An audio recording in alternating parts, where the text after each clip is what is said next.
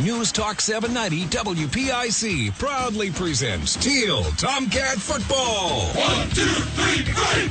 Thiel College Tomcat Football is brought to you by Ciance's Motel, Restaurant, and Lounge. UPMC Horizon, life-changing medicine. Log on to upmc.com. Greenville Orthopedic Association. Greenville Moose Family Center, number 276. TDA, then Design Architecture, proud to provide design services to Thiel College. Anderson Coach and Travel. Visit them online at goanderson.com. McElhaney Brothers, general contractors providing premier residential and commercial remodeling. First National Bank, the home for all your financial solutions. St. Paul's, a continuing care community, providing a caring tradition since 1867. Visit St. Paul's online at lifeatstpauls.org. The Gallery Grill and the Greens of Greenville. Visit them online at greensofgreenville.com. First National Bank, the home for all your financial solutions. Partners ComDoc and the DocuCenter at Thiel College. And Ilsco Extrusions Incorporated. Ilsco has operated one of the industry's most efficient aluminum extrusion mills for more than 60 years. Thiel College is proud to include these fine local businesses among its list of partners. For more details about Thiel College, log on to thiel.edu. You can listen to this game online at 790WPIC.com or listen on the go by downloading the free WPIC station app. Now, let's get to the field for our countdown to kickoff show with our game announcers, Hugh Ringer and Don Achenbaugh. From Alumni Stadium at Stover Field on the campus of Thiel College in Greenville, Pennsylvania, we welcome you to Homecoming 2016 here at Thiel College. Today, the Tomcats come into the ball game with a record of 2-2, 1-1 in the President's Athletic Conference, and they're set to do battle with their arch rivals from Washington, Pennsylvania, the presidents of Washington and Jefferson College. Mike Sirianni's team enters today's game coming off a bye. They are 2-1. Their loss this year was a big one at Thomas More by a score of 31-9 2 weeks ago in their only PAC game. Good afternoon, everyone. I'm Hugh Ringer. It'll be my pleasure to call the play-by-play. Don Achenbaugh is standing to my left, one of the proud alums. Yes. He has welcomed dozens of fellow alums to Homecoming 2016 today. All 10 people I know. Don will be providing color analysis of today's game, and we may have other distinguished alums enter our broadcast booth. So be ready for that. It should be a great day as the Cats and the Presidents do battle on a cloudy day in Greenville with a 60% chance of precipitation throughout this ball game. And Don Achenbaugh, that could be a factor. It could very well be. A great announcer from Pittsburgh used to say. They're all great announcers from Pittsburgh, aren't they? And, hey, happy homecoming, all you Thiel fans out there. This is an exciting day. And, yeah, the weather could play a factor. And usually we don't hope for rain on homecoming, but Coach Bloom's going to tell you why there may be a reason why we'd like to have some rain this afternoon. Yes, he certainly is. And we'll get to Coach Dan Bloom and his interview in just a few minutes. But up next, it's This Week in the President's Athletic Conference with the Executive Director of the PAC, Joe Anderko, here on the home of the Thiel Tomcats, News Talk 790 WPIC. My mother told me she wanted to die at home. We needed more help than I could provide. Her doctor suggested we contact Three Rivers Hospice. I was nervous about letting a team of strangers into the house, but when they arrived, it felt like they were members of our family. They were kind, gentle, and treated Mom with respect and dignity. They knew it was a fragile time for us and did everything they could to make us all comfortable. The Three Rivers Hospice team even did the small things for Mom that were important to her. She took pride in her appearance, and they'd paint her nails and find a purse to match her outfit. Laughing was something she enjoyed right up to the end. They'd come armed with jokes to bring a smile to Mom's face, a smile we so desperately needed to see. Three Rivers Hospice helped put us at ease. They were always just a call away. We'll forever be thankful for the Three Rivers Hospice team. All costs for Three Rivers Hospice are usually covered 100% by Medicare. Call them at 724-698-7433 or online at threerivershospice.com. Thiel College would like to thank the following businesses for being generous supporters of Tomcats football and Thiel College athletics. First National Bank, the home for all of your financial solutions, from banking to investments to insurance. Call the Greenville branch of First National Bank at 724-588-6770. St. Paul's, a continuing care community providing a caring tradition since 1867. Visit St. Paul's online at lifeatstpauls.org. Thiel College is proud to include these fine local businesses among its list of partners. For more details about Thiel College, log on to thiel.edu. Thiel College would like to thank the following businesses for being generous supporters of Tomcat football and Thiel College athletics. Cianci's Motel, located at 399 Mercer Road. Log on to ciancysmotel.com or call 724-588-8550 for more information. Remember to ask for the Thiel discount. And UPMC Horizon, life-changing medicine. Log on to upmc.com. Thiel College is proud to include these fine local businesses among its list of partners. For more information about Thiel College, log on to thiel.edu. I'm Ryan Matvica, wide receivers coach. You're listening to the home of Thiel Tomcat football. News Talk 790 WPIC.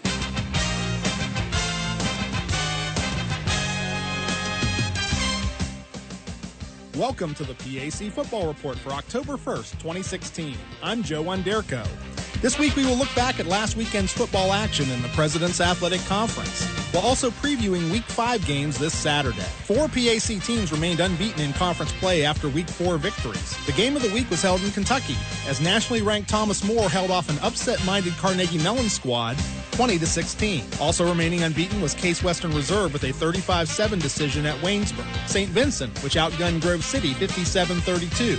And Westminster, a 38-9 victor at Bethany. Finally, Geneva posted a 35-27 homecoming win over Thiel. W&J had the weekend off. PAC Player of the Week offensive laurels for the second time this season went to St. Vincent quarterback Derek Stewart, who tied a PAC record with 7 TD passes and threw for 442 yards, the 5th highest single-game total in PAC history.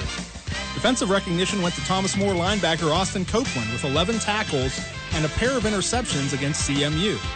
Special teams honors went to wideout Bryson Paulinelli of Westminster for his 50-yard punt return TD versus Bethany. Rookie of the Week went to Grove City running back Wesley Schools with 236 yards rushing and 3 scores at St. Vincent. 5 games are again on tap this Saturday, highlighted by a pair of huge contests matching unbeaten conference foes. A battle of nationally ranked programs takes place at Harold Burry Stadium in New Wilmington as 3-0 Westminster hosts 3-1 Thomas More at 1 p.m. in a game certain to have huge implications on the conference title race. The Saints have dominated the all-time series 13-1, including a 45-14 win in New Wilmington a year ago, with the only Titan win in the series coming in Kentucky back in 2003. Titan head coach Scott Benzel talks about the keys to victory in the matchup. We know what Thomas More brings to the table. Our kids clearly have watched the film and they've played against them, so they know how good they are. I don't have to say that. We just have to make sure that we're playing a fundamentally sound game. Don't turn it over and take advantage of having a great opportunity to play a really good program and Thomas More at our place. The other matchup of PAC unbeatens takes place in Cleveland as 3-0 Case Western Reserve hosts 4-0 St. Vincent at DeSanto Field at 6 p.m. The Spartans are 2-1 all-time against the Bearcats, including a 49-14 home victory a year ago. Having previously coached together with St. Vincent's Ron Dolciato as assistants at John Carroll, Case Western Reserve head coach Greg Debelak knows his former coaching colleague will likely have a surprise or two up his sleeve Saturday night. Well, I think that's Ron. That's his personality. That's been his coaching philosophy for many, many years. And as you said, me and Ron go way back. So, yeah, we're going to expect the unexpected. He's already run 2 fake punts. And, last year we worked on a bunch of trick plays. Coaches emphasized it. So, yeah, I don't think we're going to expect anything different. But they're not a gimmick team. I mean, they have some real firepower on offense. After having last weekend off, 2-1 Washington and Jefferson returns to the gridiron when they head to Greenville to face 2-2 Thiel at Alumni Stadium for the Tomcats homecoming at 3 p.m. Both teams are looking to recover from recent setbacks, although W&J is 19-0 all-time under head coach Mike Sirianni in games following President losses. Both Sirianni and Thiel head coach Dan Bloom played at Mount Union under legendary head coach Larry Karras, which Bloom says has had a huge impact on each of their coaching philosophies.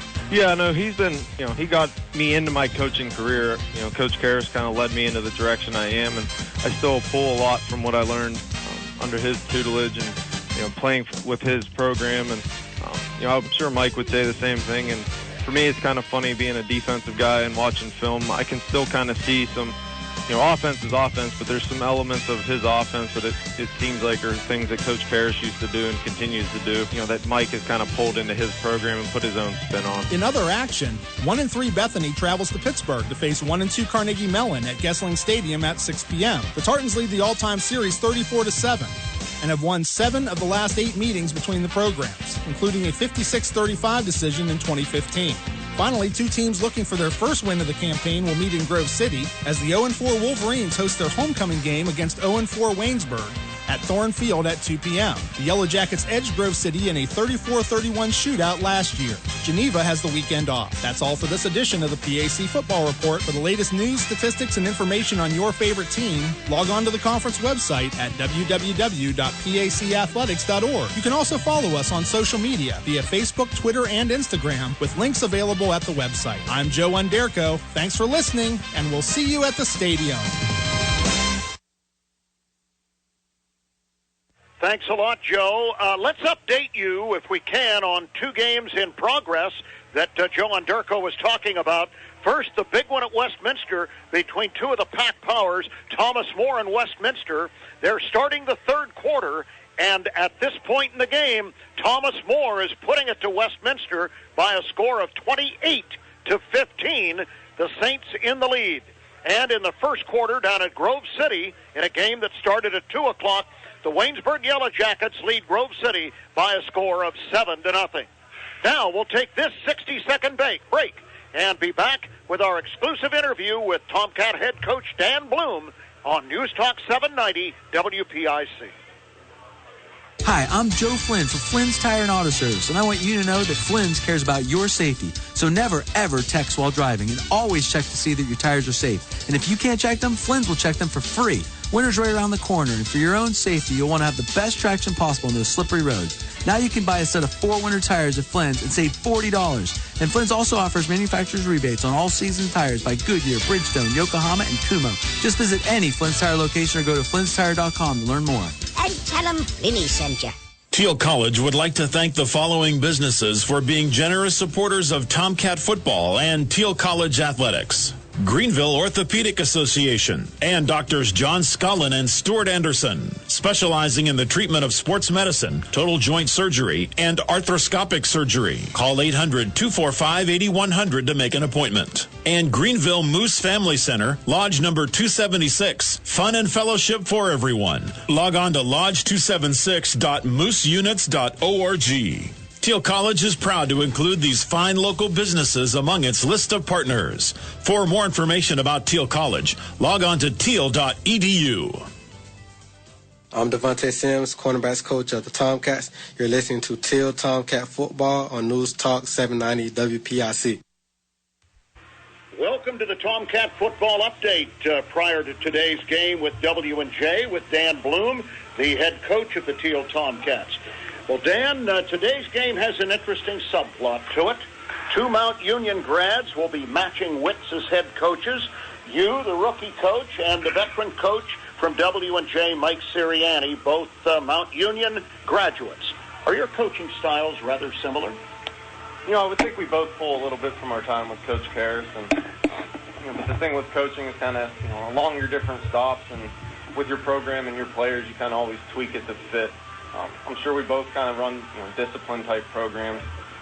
Again, things that we learned under Coach Karras we probably carried over with us. But, with the similarities probably kind of stop there. Mike's more of an offensive guy.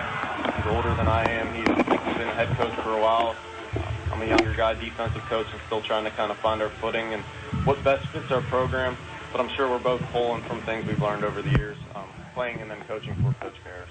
Sure. The 2-1 Presidents come to town today off a bye week, and 2 weeks ago they suffered a rather one-sided 31-9 loss to powerhouse Thomas More, 2 PAC powers meeting early in the season.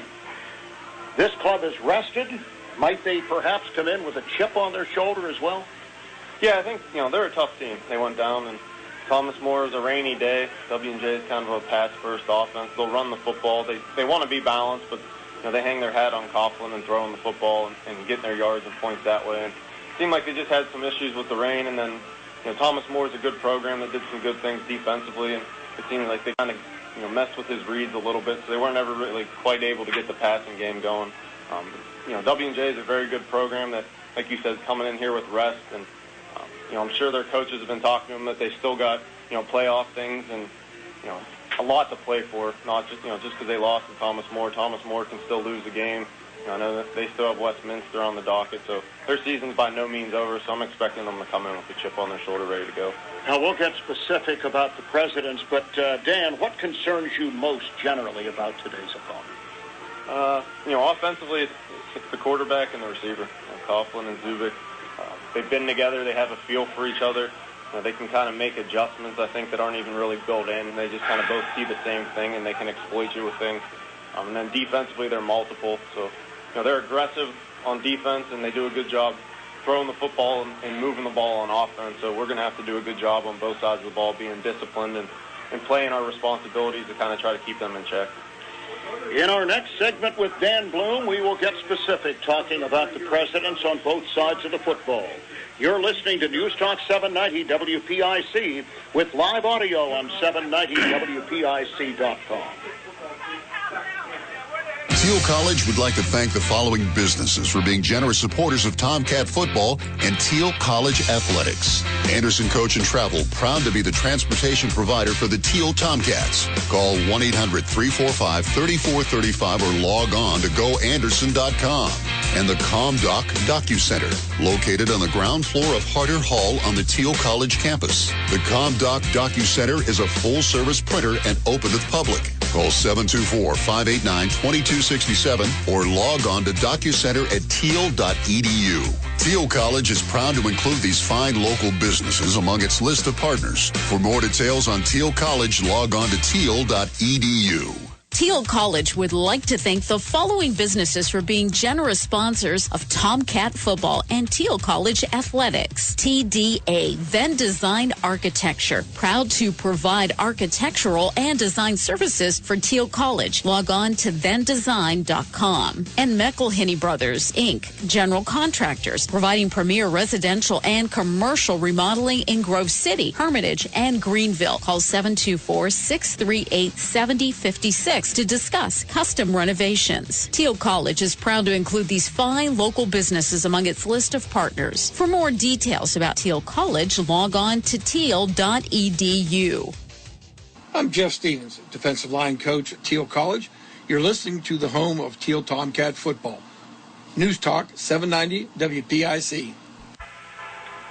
We're back with Tomcat head coach Dan Bloom on the pregame show. Dan, let's go back to the Presidents of Washington and Jefferson on offense. You kind of alluded to the fact that they have a throw-first mentality led by a great quarterback who you mentioned, Pete Coughlin. Yeah, they're big up front.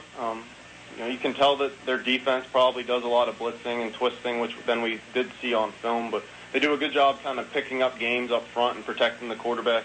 And he does a great job even when he has to scramble, kind of keeping his eyes downfield and finding receivers. So we spent some time this week on scramble drill and trying to lock on guys and handle that because it's something that's going to happen. But, they're a quarterback-driven team. He's a veteran guy that, I can see why Mike going into the season thought he was a Gagliardi-type caliber player. He's a good player that kind of makes it all roll, but he definitely has good pieces around him. And they're a good, very good football team. He's not a big quarterback, but he is athletic. And it would appear, if you look at his statistics, at least I'm interpreting here, you say that he scrambles. But it looks to me like since he only has 18 carries all year in 3 games, that it's more buy time to let his receivers get open. Is that than take off and run? Is that a fair assumption? Yeah, for us, Ryan's a little more, once he kind of pulls the ball down, he's looking to make a play with his feet. Pete kind of buys time with his feet, looking to keep his eyes downfield and find open receivers and take more chunk yards. But he does run well. When he wants to run, he can run. He's smart about getting down, getting his yardage and getting down so he's not taking unnecessary hits. But when they need yards, they put the ball in his hand. They have called some quarterback run and things like that where he's going to carry the football. Again, he's obviously the guy that they're going to lean on, and he's kind of their playmaker on offense. Now, it would appear his receivers are not what you'd call tremendous athletes. They're not big receivers like we've seen from, for example, St. Vincent. But they're heady, they're smart, and they do get open, right? Yeah, they run great routes, and they do good schematic things offensively with kind of twisting and switch routes and things like that, where they kind of try to naturally pick defenses and find open windows and open zones. But they do a great job of their disciplined route running type of team where they, just because they're running a curl doesn't mean they're going to run the route exactly where it is. They're going to sit down in windows. And again, they do a great job.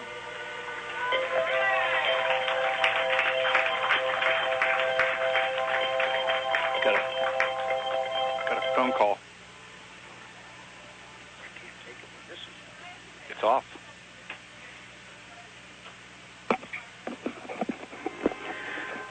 All right, we had a little technical difficulty there. We'll take this break and be back with more with Coach Dan Bloom on 790 WPIC. Thiel College would like to thank the following businesses for being generous supporters of Tomcats football and Thiel College athletics. The Greens of Greenville. Log on to greensofgreenville.com. Ilsco Extrusions, one of the industry's most efficient aluminum extrusion mills, and proud to support Thiel College. Log on to ilscoextrusions.com for more information. And the Thiel College Blue Gold Club, proudly serving the Thiel College athletic programs since 1990. Thiel College is proud to include these fine local businesses among its list of partners. For more information about Thiel College, log on to thiel.edu. An athlete's success depends on their body functioning at peak performance. A sports injury could mean the loss of a season or the end of a career. Sharon Regional Sports Medicine is here to help you get back in the game. From ACL tears to shoulder, arm, or ankle pain, board-certified orthopedic surgeons Dr. James Boniface and Matthew Stonestreet, together with the team at Sharon Regional, provide sports medicine and rehab services at convenient locations in Hermitage, Mercer, and Hubbard. For an appointment, call 724-981-2522. This is Daryl Satterfield, quarterback's coach. You're listening to the home of Thiel Tomcat football, News Talk 790 WPIC. It is homecoming at Alumni Stadium in Thiel College. Tomcat band is on the field, the marching pride, the choir, and the alumni choir singing the alma mater. It is a festive day. You're listening to it live on News Talk 790 WPIC. Thiel College would like to thank the following businesses for being generous supporters of Tomcat football and Thiel College athletics. Cianci's Motel, located at 399 Mercer Road. Log on to ciancysmotel.com or call 724-588-8550 for more information. Remember to ask for the Thiel discount. And UPMC Horizon, life-changing medicine. Log on to upmc.com. Thiel College is proud to include these fine local businesses among its list of partners. For more information about Thiel College, log on to thiel.edu. Thiel College would like to thank the following businesses for This is Daryl Satterfield, quarterback's coach. You're listening to the home of Thiel Tomcat football, News Talk 790 WPIC. Thiel College would like to thank the following businesses for being generous supporters of Tomcat football and Thiel College athletics. Cianci's Motel, located at 399 Mercer Road. Log on to ciancysmotel.com or call 724-588-8550 for more information. Remember to ask for the Thiel discount. And UPMC Horizon, life-changing medicine. Log on to upmc.com. Thiel College is proud to include these fine local businesses among its list of partners. For more information about Thiel College, log on to thiel.edu. I'm Brian Radikovich, running backs coach at Thiel College. You're listening to the home of Thiel Tomcat football, News Talk 790 WPIC. We're back with Tomcat head coach Dan Bloom on the pregame show. Dan, let's go back to the presidents of Washington and Jefferson on offense. You kind of alluded to the fact that they have a throw-first mentality led by a great quarterback who you mentioned, Pete Conklin. Yeah, they're big up front. You can tell that their defense probably does a lot of blitzing and twisting, which then we did see on film, but they do a good job kind of picking up games up front and protecting the quarterback. then he does a great job, even when he has to scramble, kind of keeping his eyes downfield and finding receivers. So we spent some time this week on scramble drill and trying to lock on guys and handle that. It's something that's going to happen. But, they're a quarterback-driven team. He's a veteran guy that, I can see why Mike going into the season thought he was a Gagliardi-type caliber player. He's a good player that kind of makes it all roll, but he definitely has good pieces around him, and they're a good, very good football team. He's not a big quarterback, but he is athletic. And it would appear, if you look at his statistics, at least I'm interpreting here, you say that he scrambles. But it looks to me like, since he only has 18 carries all year in 3 games, that it's more buy time to let his receivers get open. Is that than take off and run? Is that a fair assumption? Yeah, for us, Ryan's a little more, once he kind of pulls the ball down, he's looking to make a play with his feet. Pete kind of buys time with his feet, looking to keep his eyes downfield and find open receivers and take more chunk yards. But he does run well. When he wants to run, he can run. He's smart about getting down, getting his yardage and getting down, so he's not taking unnecessary hits. But when they need yards, they put the ball in his hand. They have called some quarterback run and things like that where he's going to carry the football. Again, he's obviously the guy that they're going to lean on, and he's kind of their playmaker on offense. Now, it would appear his receivers are not what you'd call tremendous athletes. They're not big receivers like we've seen from, for example, St. Vincent. But they're heady, they're smart, and they do get open. Yeah, they run great routes, and they do good schematic things offensively with kind of twisting and switch routes and things like that, where they kind of try to naturally pick defenses and find open windows and open zones. But they do a great job. They're a disciplined route running type of team where they, just because they're running a curl doesn't mean they're going to run the route exactly where they're going to sit down in windows. And again, they do a great job between the receivers and the quarterback, kind of all being on the same page. Well, we better think picture, so they end up kind of creating issues for defenses because they work to where you're not, and they find the soft spots in zone. It would appear that their running game does not create a whole lot of issues, but I'm sure it's not something that you and your players can ignore. No, we're always, stop the run mentality. We kind of mess with things a little bit more because we do want to be coverage players first and protect guys to play coverage so we can kind of take away their passing game. But they're 50-50 and I said, we didn't on want to touch this. Traditional downs, what we would say in football, 1st and 10, second and medium and short. They're a 50-50 football team. So they're going to run the football enough to keep you honest. But that's not what they hang their hat on. They're not out trying to run the ball for 200 yards a game. They want to be balanced and take their shots and make most of their plays through the air, but they do run the ball effectively enough that we got to be concerned with it. Defensively, okay, our thanks to Dan Bloom, and we apologize for the technical difficulties in that interview, folks.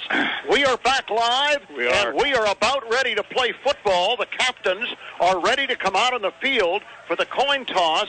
No rain yet, Don Auchenbaugh. Nope. It's Thiel and W&J, homecoming day at Alumni Stadium, and as the captains get ready for the coin toss, we heard some of the things that Coach Bloom was telling us about this club and how proficient they are offensively and defensively.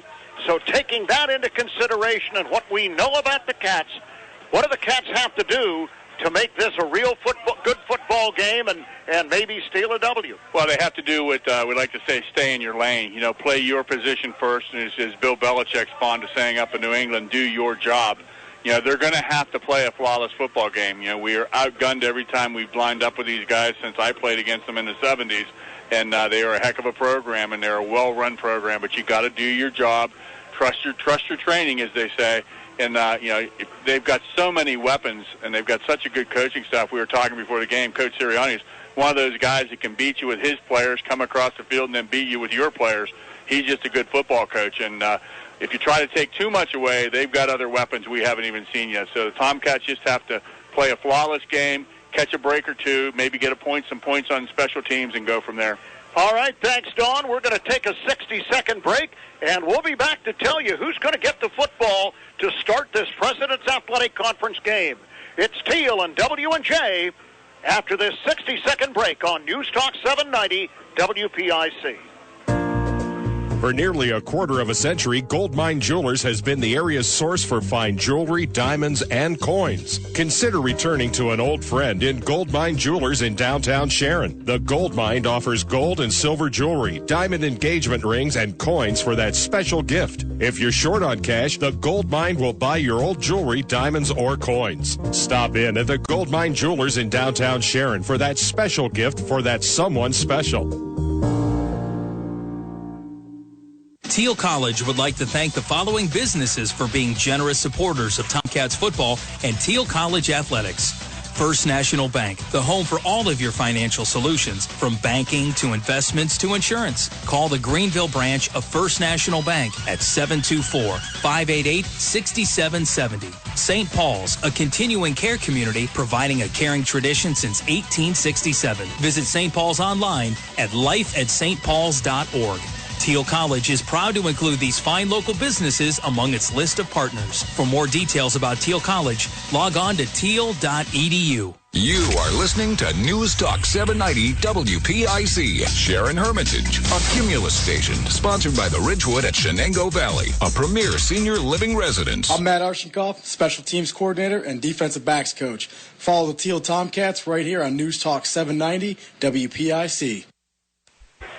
Hugh Ringer and Don Aukenbaugh back at Alumni Stadium, and our timing couldn't have been better, Don. The coin was just tossed, so you take a look at who wins and loses, and I'll run down the referees for today's game.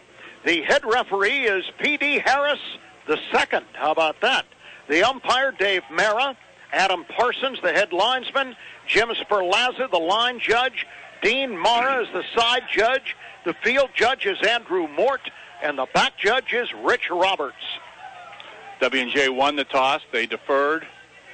And now it looks like the Tomcats are going to be receiving the ball, coming away from the scoreboard, going east to west on the field, north to south, or however we do it on your radio or dial. Or left to right on your radio dial. Left to right on your radio dial, but east to west in Greenville.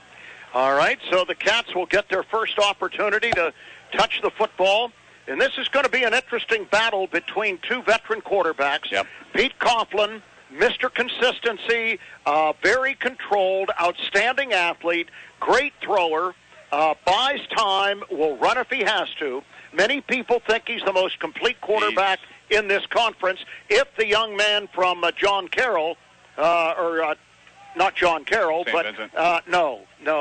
Well, the St. Vincent guy's right in there. There's some good quarterbacks in this conference. That's right. But anyway, he's one of the best. And Ryan Radke, the ultra-athletic one who can throw from the pocket, can scramble, and has greater speed than any quarterback in this conference. There's no doubt about it. Ryan's going to have a Ryan-like day today and have to stay within himself. Yep, he's going to have to be huge, no doubt about it. And here's the kickoff by Ted Ford, and it's going to be taken by one of the Thiel Tomcats, and getting up across the 20 to about the 23-yard line was Jaquan Hicks, the freshman from Ware Shoals, South Carolina. So it'll be 1st and 10 for the Thiel Tomcats as they're going to come right to the line of scrimmage at their own 27.5-yard line with Ryan Radke at the controls. And he has Barca beside him in the backfield. Nick Barca, who's been starting all year, and 4 wides in the ball game. He awaits the snap from Rayshawn Nevins, and he's going to keep it, and he's going to dance around, and he's going to get away initially. My gosh, how'd he get out of there? 25-30 and up to the 31-yard line. Don, 3 defenders had him for negative yardage inside the 20, and he gets a pretty good gain of 6, maybe 7 yards on the play, make it 2nd and 3 at the 30-yard line. There were 3 times I was going to comment that the W&J players had played their position, stayed where they were supposed to be, and he just beat all 3 of them. Yes, he did. Amazing job, and we've seen him do his Houdini act. Here's the give this time to Barca, and Barca hits into the line for maybe a yard. And, you know, since the first game at Allegheny, Dawn, Barca has really found the going tough inside. Yeah, everybody else has tape, too, and they've seen what we do, and they're starting to pinch down a little bit, so you got to come out and maybe maybe open it up instead of trying to go in the hole, and as we did in the second half last week, start going outside a little bit with them. And we have the athleticism and the speed to do that. We just like to probe the inside and then pop outside. Thompson is in the game in the slot, and he's joining Bailey and Horvitis as the receivers, and there's a pass out to the left side, incomplete. It was too wide for Eugene Bailey up at about the 34-yard line, and the Cats are going to have to punt the football right out of the gate and give it to this very explosive, as always, W&J offense. Yeah, we talk about this a lot, Hugh. In order to win this game, the Tomcats will have to shorten the game, and that means have long drives and keep this offense from W&J on the sidelines, and 3 and out is not going to do it. No, Braden Toy and Luke Merhout are the deep men as the kick is away, and it is taken, and what a play on the return man, Merhout. He was nailed in his tracks. LaRonald Smith, the Tomcats Special Teams Player of the Year so far. It seems like every week he makes a play on special teams, and made one real soon today. Boy, he sure did. All right, here we go with W&J. And, of course, Pete Coughlin, the senior quarterback from Upper St. Clair in Pittsburgh, is at the controls. He has a single setback. He's going to stop. He's going to throw. He's got his receiver up at the 48-yard line. And making that catch, and Martin runs him out of bounds, was Anthony Cariotis, who is a senior out of Beaver High School. That's a gain of 7, 2nd and 3 for W&J. Here is Coughlin on a keeper, and he's not going to get away from the second man, got away from the linebacker, but he could not escape the clutches of Randy Groves, who came up from his safety position in run support. Gain of 1, 3rd and 2 now for the Presidents. Can the Cats get off the field? Here's the give again, and he fumbles the ball. He fumbled a football, and I think W&J's going to get it back, but they're going to have to kick it away. They lose yardage back to the 45. Best defensive series you could have coming out of the gate, Hugh. 3 and out for the W&J Presidents. Who do you think might have forced the fumble? Well, I don't know who forced it, but LaRonald Smith was the one chasing it. He's the one that got in there and made the hit originally and then tried to get it, but the ball popped so far outside that nobody was there in blue. All right, Matt Heslin, a junior from Fort Cherry High School, kicks it away from the 35, and it's a beauty. It's driving Horvitis back to the 11, and he comes across the 15 to the 16-yard line, where the Cats will get the ball for the second time early in this football game. No score on homecoming day. I tell you what, that you cannot believe how big of a boost that is to that Tomcat bench. You know, come out on offense and go 3 and out, start thinking, oh my gosh, here we go, and then turn right around and have your defense make 2 big plays and get that offense back out there. And a lot of excitement in blue on the other sidelines. Cats have up front, left to right, Josh Zinsmeister, Jake Swan, Rayshawn Nevins over the ball, Gary Heiner of Brookfield at right guard, and Brian Swansinger at right tackle. Here's Radke on a short pass to the tight end, and it's pulled in by Ryan Rowland, and the young man from Pickerington, Ohio, has a few yards across the 20 up to about the 22-yard line. And see, that's all you really need to do on first down. You don't have to get 8 or 9. You just don't want to be in second and long, third and long, and so that's where the Tomcats, into Hugh Ringer, you got to win first down, and that's winning first down. That is. He got 6 on the play, 2nd and 4. Radke in the gun, and I see he has a new tailback, and that is going to be James Lewis. Got them both in there. They're both in there. All right, here's the fake. Radke on a pitch, and it's Barca, and Barca just does not have the speed to get around the corner, and he's tackled back at the 17-yard line. So he loses essentially the 6 yards, Don, that we gained on the pass in the preceding play. Actually, it's going to be 3rd and 9. Tomcats ran an option that time, and Nick Getz played his position for W&J, and Barca just wasn't quick enough to be able to get around him and lost 5 of the 6 yards they had gained. Deshaun Bracey and Eugene Bailey are wide right and left, respectively. Horvitis in the slot, and Hicks is in motion. Back is Radke. He's going to run around. He gets away from one tackler. Going to have to throw in a run, and we always know that that's not where you want to have Radke. And he throws a pass up at about the 32, incomplete at the feet of Alex Horvitis. And again, the Cats are going to have to kick it away on 4th down. So you get a good gain on 1st, then you lose 7 on 2nd, and you have it incomplete on 3rd. So now W&J is going to enhance its field position here unless Kleckner can get a boomer of a punt.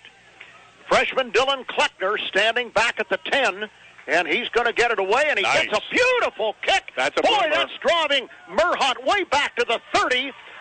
He almost got tackled again. He almost got horse-collared, and he gets crocked back at the 27.5-yard line. Boy, these cats are coming out on special teams. That's his best punt of the year. He sailed that sucker, and I'll tell you, they covered it. Usually when you get a long kick like that, sometimes you'll outkick your coverage. Not that time. LaRonald Smith was down there, made the first attempt, and then the cavalry came and cleaned up. Yeah, Peyton Hicks was down there too. So W&J, boy, what a punt by Dylan Kleckner. The punt of the year for him. Here's the fake. Coughlin going to go down the middle, and he's got his receiver. Boy, that was a great pattern, and in by Jesse Zubek. Not a real big guy, about 5'11", but Mr. Reliable. And he catches it across the 40 up to the 44, and that's a big first down for W&J. Coughlin takes the snap. He's going to give it straight ahead, and there's running room across the 50 to the Thiel 48, and that was Austin Kemp, the running back out of Thomas Jefferson, which really over the years has been a pipeline for W&J in recruiting. So it's a gain of 8, 2nd and 2. Coughlin got him going now. Play fake, throwing down the middle. Pass is caught by Zubik. He was hit very hard by Trey Andrews, but Andrews didn't hit him or didn't wrap any arms, and he just bounced off and gets the first down to the Thiel 30-yard line. Boy, Zubek was really hit, and he still caught the football. First down, play fake. Coughlin rolls. Coughlin stops. Coughlin runs. Coughlin throws. Incomplete. And this time Kemp, the running back, flared to the right, and it was just out of his fingertips at about the 32.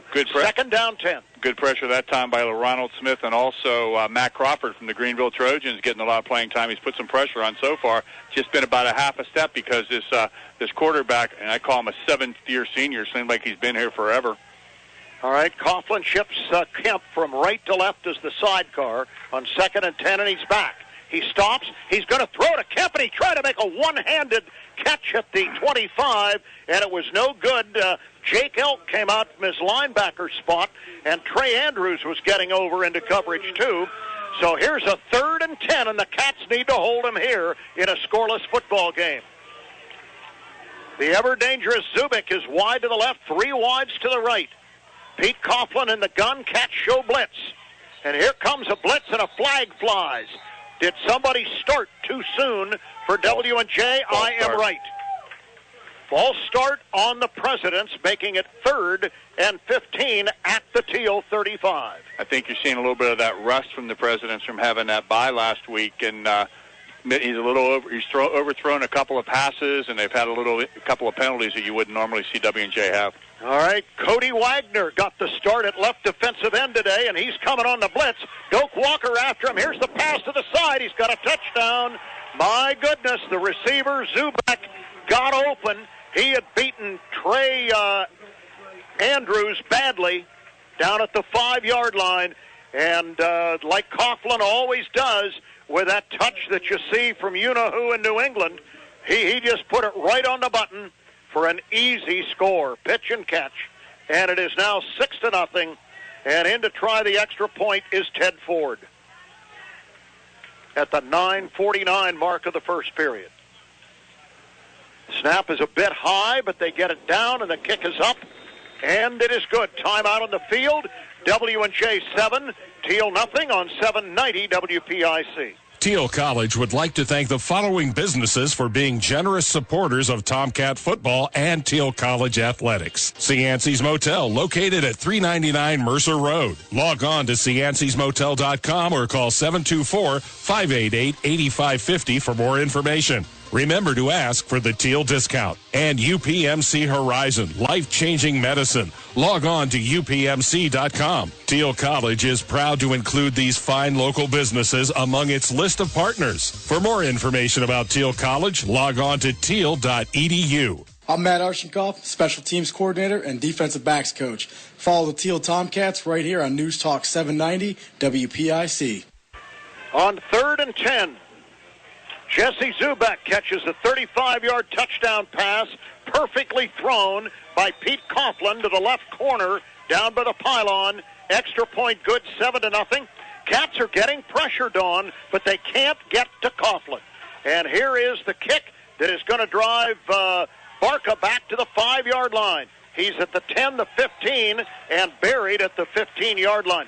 You know, this quarterback, Pete Coughlin, is a little guy. He's about 5'10", looks to be about 180. But I'll tell you, in terms of coolness and efficiency, he's a mini version of Tom Brady. And at this level, that is absolutely no exaggeration. Yeah, I can see why W&J thought he was a Player of the Year candidate. He's been 5 years. He's seen, or 4 years. He's seen everything you can possibly see. He's played at the highest level you can play at. And Zubik just made a nice double move and just caught Andrews looking and back into the backfield. And next thing you know, you're down 7-0. Bailey, Bracey, and Horvititz are 3 of the 4 wides as Radke takes the snap, play fake, and throws into a crowd. I think it was intended for Bailey, but it was incomplete, and that was pretty dangerous because you had 3 white shirts right in that vicinity, 2nd and 10. Yeah, it looks like Hicks or somebody ran the wrong pattern because that's what brought the 3 white jerseys in. There were 2 blue jerseys in the same spot, and Ryan was looking for 1 and saw 2, and unfortunately that brought a lot of white jerseys with them, so it was kind of crowded over there. All right, again, Radke, as usual, will set up in the gun with 3 wides in the ball game and a sidecar in Barca. Horvititz motions right to left as he rolls and hits Horvititz up at the 20-yard line, and Horvititz gets 3 yards, but it's still 3rd and 7 for the Thiel Tomcats, trailing 7-0. And this is one of the things we talk about why W&J is such a well-coached program. You don't get a lot of runs after catch. You may catch the ball, you may be open, but you're not going to, very rarely you're going to break it away and take it for a long run. So Tomcats are just going to have to be methodical and try to move the chains. 3rd down and 7. In the gun is Radke from his own 20.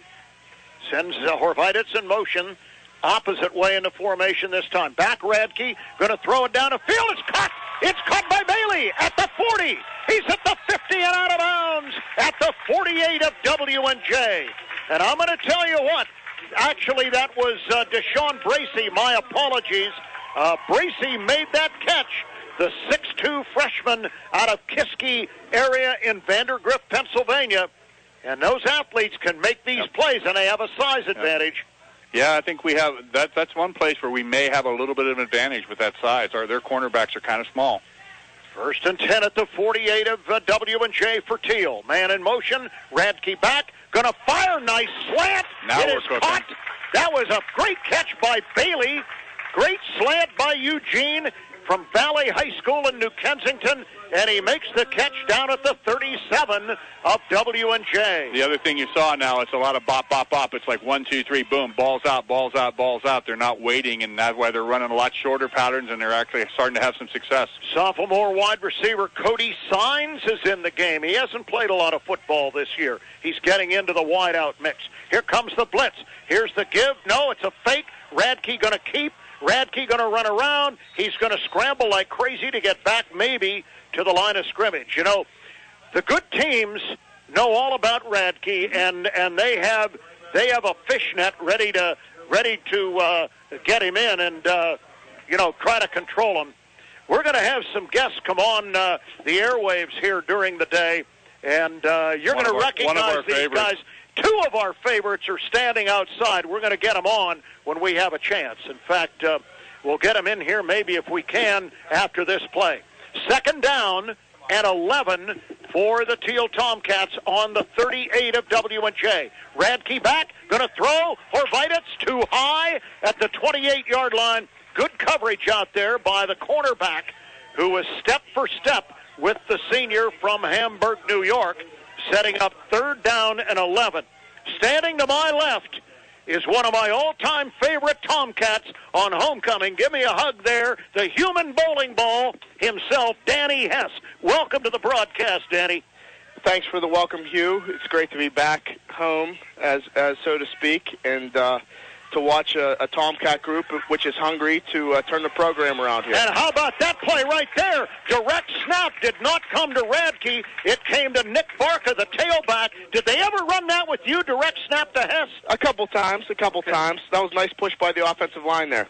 And he picks up all but 1 yard. He gets 10 on the play. It's 4th down and 1 for the Cats, trailing 7-0 at the 28-yard line of W&J. Cats are going to line up with 2 wides to the right. Hicks and Bracey. Bailey to the left. In the gun, Radke. He's going to give it straight ahead to Barca, and Barca falls forward. Are they going to give him the forward progress? W&J says no. Coughlin is coming on the field, and they are not going to measure. They did not get the first down. He is stopped almost a yard short. Well, Danny Hess, tell me what you're doing, good man, here so far. Almost said in retirement, but I know you're early in your working life. What are you doing, Danny? Living in Pittsburgh, working in the telecommunications industry, just doing purchasing for a big cell tower company, which we all use every single day of our lives. Oh, yeah. So, but I like the aggression there on the play call and that field position. So kind of the mindset you need to have in a game like this. And now you've got a mindset of aggression out there.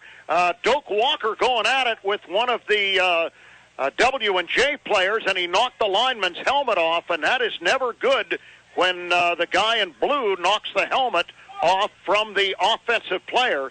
So the officials are going to sort this out. Pete Coughlin kept it on a quarterback keep and gained a couple of yards, and hey, the aggressor was that big old lineman, number 53, and we'll get the offending guy's name, Toy Colton, a senior offensive lineman, is out of the football game right now. And second down, play counts. Second down, 7. Pete Coughlin claps his hands, gives it off to the big tailback, and he's running over Cats and getting a first down, and that is number 28, Austin Kemp, who we've seen a lot of so far. That guy's a load, Danny. You know what? He's running hard. Tomcats just have to rally and gang tackle, I think, is the idea there with him. Coughlin with the ball, play fake, going to run around. He's got T. Bynum in his kitchen, and Tyrone Bynum tackles him in the backfield for a big loss back at the 32. The linebacker from McKeesport High School, who Danny has been having a great year for the Cats. That's how you need to respond in a big game like this, and I love it. I love the leadership by the linebacker there. Our special guest commentator, the human bowling ball, Danny Hess, the great running back here at Thiel for many years. Coughlin straight back, gets latent pressure. He's going to run. He's going to get away from Jefferson. He's going to be hemmed in there by Joe Sarator at about the 41. And, you know, Denny, the Cats are flying around. They're just not able to make a play to stop good yardage here so far. We could tell there's a lot of energy in the air here. Everybody's very excited. They just need to calm down a little bit, and I think get back to the fundamentals, and they'll be just fine. All right, Coughlin has 3rd down and 8 on the 40, and he's straight back. He gets no pressure this time, throws the out. It's caught by Zubek. He gets away from Andrews and is tackled in Thiel territory at about the 47-yard line. Boy, this quarterback is efficient. Would you expect anything less from W&J? I mean, that's what you expect from there year after year. My only thing is, you know, with them, you expect Thiel to be very physical, which we have been. I think they just need to calm down a little bit and make some plays. But there's the screen to Jesse Zubek. 45-40, 35-30, and he's inside the 15-yard line. He caught the screen, really didn't get any blocking, just picked his way through, and there he was inside the red zone and inside the 10-yard line for a first and goal. W&J already leading 14-0.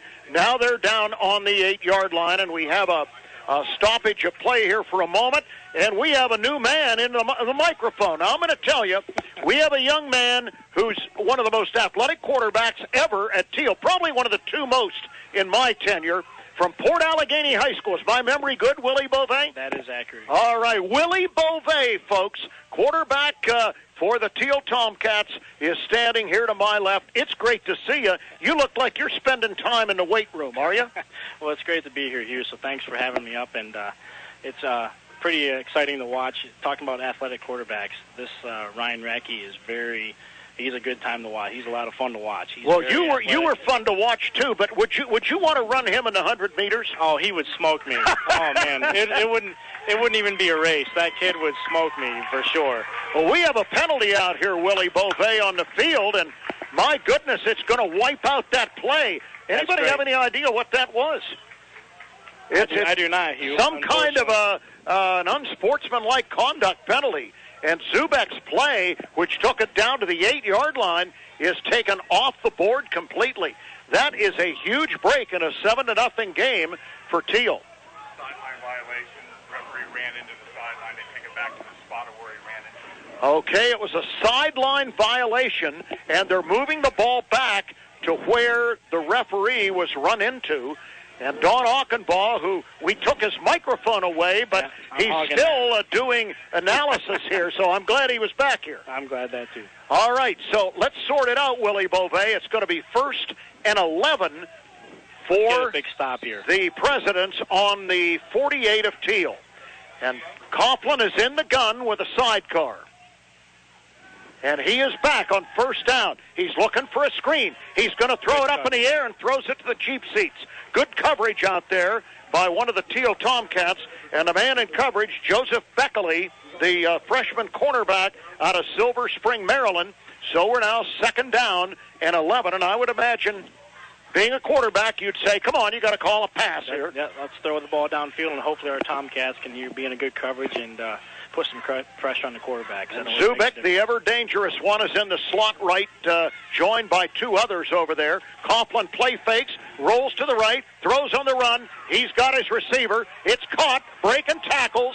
Cats not tackling in the secondary, and that was Dante Luther, the recipient of that pass, a sophomore wide receiver from Hempfield High School in Westmoreland County. And now they have the 1st down inside the Thiel 30 at the 29-yard line. Coughlin takes the snap. He's going to give it off to Kemp, and Kemp has short yardage around the right side down to about the 26. How would you like to run this W&J offense, Willie Beauvais? Well, being a quarterback, I would like the ball to be in my hands most of the time and make throws down the field, but they're marching the way down. Hopefully our Tomcats can stop them. Coughlin rolls left, has the pass to Zubek at the 20, inside the 15, gets rocked by T. Bynum, who knocks him unceremoniously out of bounds, but he has another W&J 1st down at the Thiel 13-yard line. Boy, this quarterback is so accurate. Here's the give again, and that's Austin Kemp, and Kemp is going to bull his way right in for a touchdown for W&J. Now, that's what you call too easy. Yes, that was too easy, Hugh, and hopefully our Tomcats can get a second win here and make a better stop. Well, boy, I'll tell you, the quarterback is very, very efficient. Yep. Have you ever seen a quarterback that can slide and throw as accurately as he can? No, he has a unique throwing motion, Hugh, and that's kind of a sidearm, yes. Isn't it? That's a throwing motion I haven't seen very much of, and it's surprising he can be that accurate. Ted Ford will try to tack on the extra point at the 4:13 mark of the 1st period. The kick is up, and the kick is good. It is now 14-0 in favor of W&J over Thiel. Willie Beauvais, thanks for stopping by. Great to see you. And great to be back. I'll tell you, you and Danny Hess, 2 of the special guys that we've ever had wear the blue and gold of Thiel College. We'll take this break on 790 WPIC. Thelma Sports Nook presents the 1st annual Sharpsville Football Alumni and Friends Tailgate, Friday, October 21st at the Thelma's Party Complex. It all starts at 5 p.m. with pregame munchies and draft beer. Then you'll catch the shuttle to the Pines at 6:30 to see Sharpsville take on Sharon. After the game, enjoy a barbecue chicken dinner and draft beer at Thelma's Pavilion. Limited tickets are on sale now at Thelma Sports Nook for just $20. A portion of the proceeds will benefit the Sharpsville Gridiron Club. I'm Ryan Matvico, wide receivers coach. You're listening to the home of Thiel Tomcat Football, News Talk 790 WPIC.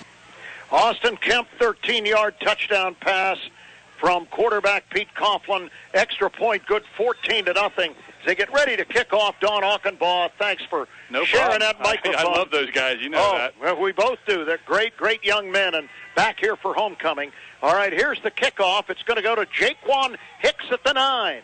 And he's out to the 20. Here he comes. 25 and up to about the 30. Let's see where they're going to put him out of bounds. They're going to say right on the 30-yard line. Good return So that it's time. 1st and 10. Dawn, we need to emphasize to our listeners, the Thiel Tomcats are not playing bad defensively. Nope. They're being out-executed. The biggest problem I would see is once again this week, the secondary is not tackling well at all. Well, they're trying to get a rush. They're almost getting a rush, but they're not quite getting a rush. And with this guy, he's a surgeon. He just slices and dices, and he's just so experienced. And Tomcats are in position. They just need to step up and make a play. All right, Cats have the football, trailing 14-0. Willie Beauvais with 3 wides. And they're all 3 freshmen, folks, that are in that football game right now. Straight back is the quarterback, Radke, going to throw too far this time for our receiver, Deshaun Bracey, down at the 30 of W&J, and he drew double coverage. Yeah, they've watched film on him, too. They know he's fast, and they know he's athletic, and they just put one guy underneath and one guy behind him, and they're not going to let him get behind anybody. Cats are going to go to the line of scrimmage and give Bracey time to get off the field in this case. Alex Horvitis is back in. 2nd down 10 at the 30 for Thiel. The snap and the give to Lewis. And James Lewis, the sophomore from Macedonia, Ohio, gets a couple of yards up to the 32, setting up a 3rd down and 8 for the Thiel Tomcats. This is where we don't want to be. 3rd and 8. W&J just pins their ears back, and they come after Ryan, and that's a tough situation. So, but we'll see if the Tomcats can maybe find somebody. The last series, they did a lot of quick slants and quick passes and quick openers, and see if we can get something to pick up 9 or 10 yards. It's not a big W&J defense. They're quick. They play fundamental football. Straight back Radke. He finds an opening. He's going to get around. The linebackers are in position. 35-40 and out of bounds at about the 45 on the near side, and it's a 1st down. Doggone it, Radke is just amazing with his legs. He should have been down twice that time. Even it just goes to show how good Ryan Radke is when a team as good as W&J can't pin him down. All right, 1st and 10 for the Cats. They've moved the ball today. They just don't have the consistency that they need on offense right now to finish these drives. 3 wides and a wing back in the ball game on 1st down. Here's the get to Lewis. Lewis finds yardage and leans to the 50, and that's 5, Dawn. Yep. And as Ringer would say, that's winning on 1st down. Absolutely, and that's a good job that time. And you see a little bit of a quick hitter that time. They didn't have quite the delay in the backfield, and like we were talking about last week, if the offensive linemen are going to have a hard time holding a long block, then you got to do the quick opener so they can get through. And when you see somebody like Lewis, he's a little bit quicker of foot than Barca is, and that makes a big difference. Robert Thompson is in the slot this time for Thiel as one of the 3 wides. And here's the give by Radke. No, he's going to keep it, and Radke's going to get the 1st down, slicing his way across the 45. And they're going to give him the 1st right there. 1st and 10, Thiel, and the Cats have a nice little drive going. And I'll tell you what, we've always been impressed by Ryan Radke's ball handling skills, but honest to gosh, today he's faked me out about 4 times already. Yeah, I was looking at Lewis running down the field untouched. I was getting excited, and he didn't have the ball. He's faked me out twice. I know. All right, Roland is in at tight end right now and lines up as a wing right and goes in motion right to left and back right again. Snap to Radke. He's back. He's thrown down the field and way over the head of his receiver, Deshaun Bracey, down at the 35-yard line. It'll be 2nd and 10. Some pressure that time from Tom Mara coming in made Ryan have to throw the ball a little sooner than he wanted to, and that's why it went a little bit askew. The sun is out. We out. did not think we would see the sun today. The weatherman was wrong so far. 60% chance of showers at kickoff. Well, instead, it's 100% chance of sunshine. But there are some ominous clouds overhead. Good for homecoming, bad for trying to slow down this W&J offense. Absolutely. All right, 2nd and 10 for Radke at the W&J 45. Here is a jet sweep, and it's taken by the wideout Hicks, and he has a couple of yards down to the 43, setting up 3rd and 8. That's kind of new. Yeah, there are a few new wrinkles that Daryl Satterfield has taken out of his bag of tricks. We talk about how young this Tomcat team is with all these freshmen. We're now halfway through the season. They're really not freshmen anymore. They've been in camp 7, 8, 9 weeks now, and they know the offense. So I think you're going to see them open up the bag of tricks a little bit and maybe run some plays we haven't seen yet. 3rd and 7, Thiel at the W&J 42, trailing 14-0. Tight end Krebs from left to right as Radke goes back, flanker screen, caught by Bracey, does a spin, but it didn't do him any good. He's tackled at the 41. Again, that defense, you can try all the tricks in the world, but they're so fundamentally sound, they don't fall for it. Yeah, I don't know. We haven't seen Thomas More clearly this year, but I got to believe Thomas More is a lot bigger than W&J. Yeah, I think that has to be the big difference. Of course, if you heard Coach Bloom, he said that W&J just couldn't manipulate on that wet field down in Kentucky, and that was a huge factor. All right, Dylan Kleckner, the freshman from Shenango, has the punt. It's a line drive, and it's caught at the 15, and the Cats are all over him on special teams, and they get him at about the 22. And the nice tackle was by the All-Stater last year from the state of New York, up in Portville, New York, Grant Milne, a name you're going to hear a lot of in the future. He's a real good kid, good athlete, good student. I think he's going to be a typical Thiel Tomcat alum. There are a lot of freshmen on this roster you haven't heard anything about yet, folks. In fact, we talked to the defensive line coach for Thiel today, and he was telling us about some kids that have been hurt. Here's the quick pass to Zubak. How does Zubak get away from people? Boy. Takes that ball right up the sidelines. Deftly is the only way I can describe it, to the 36 and another first down.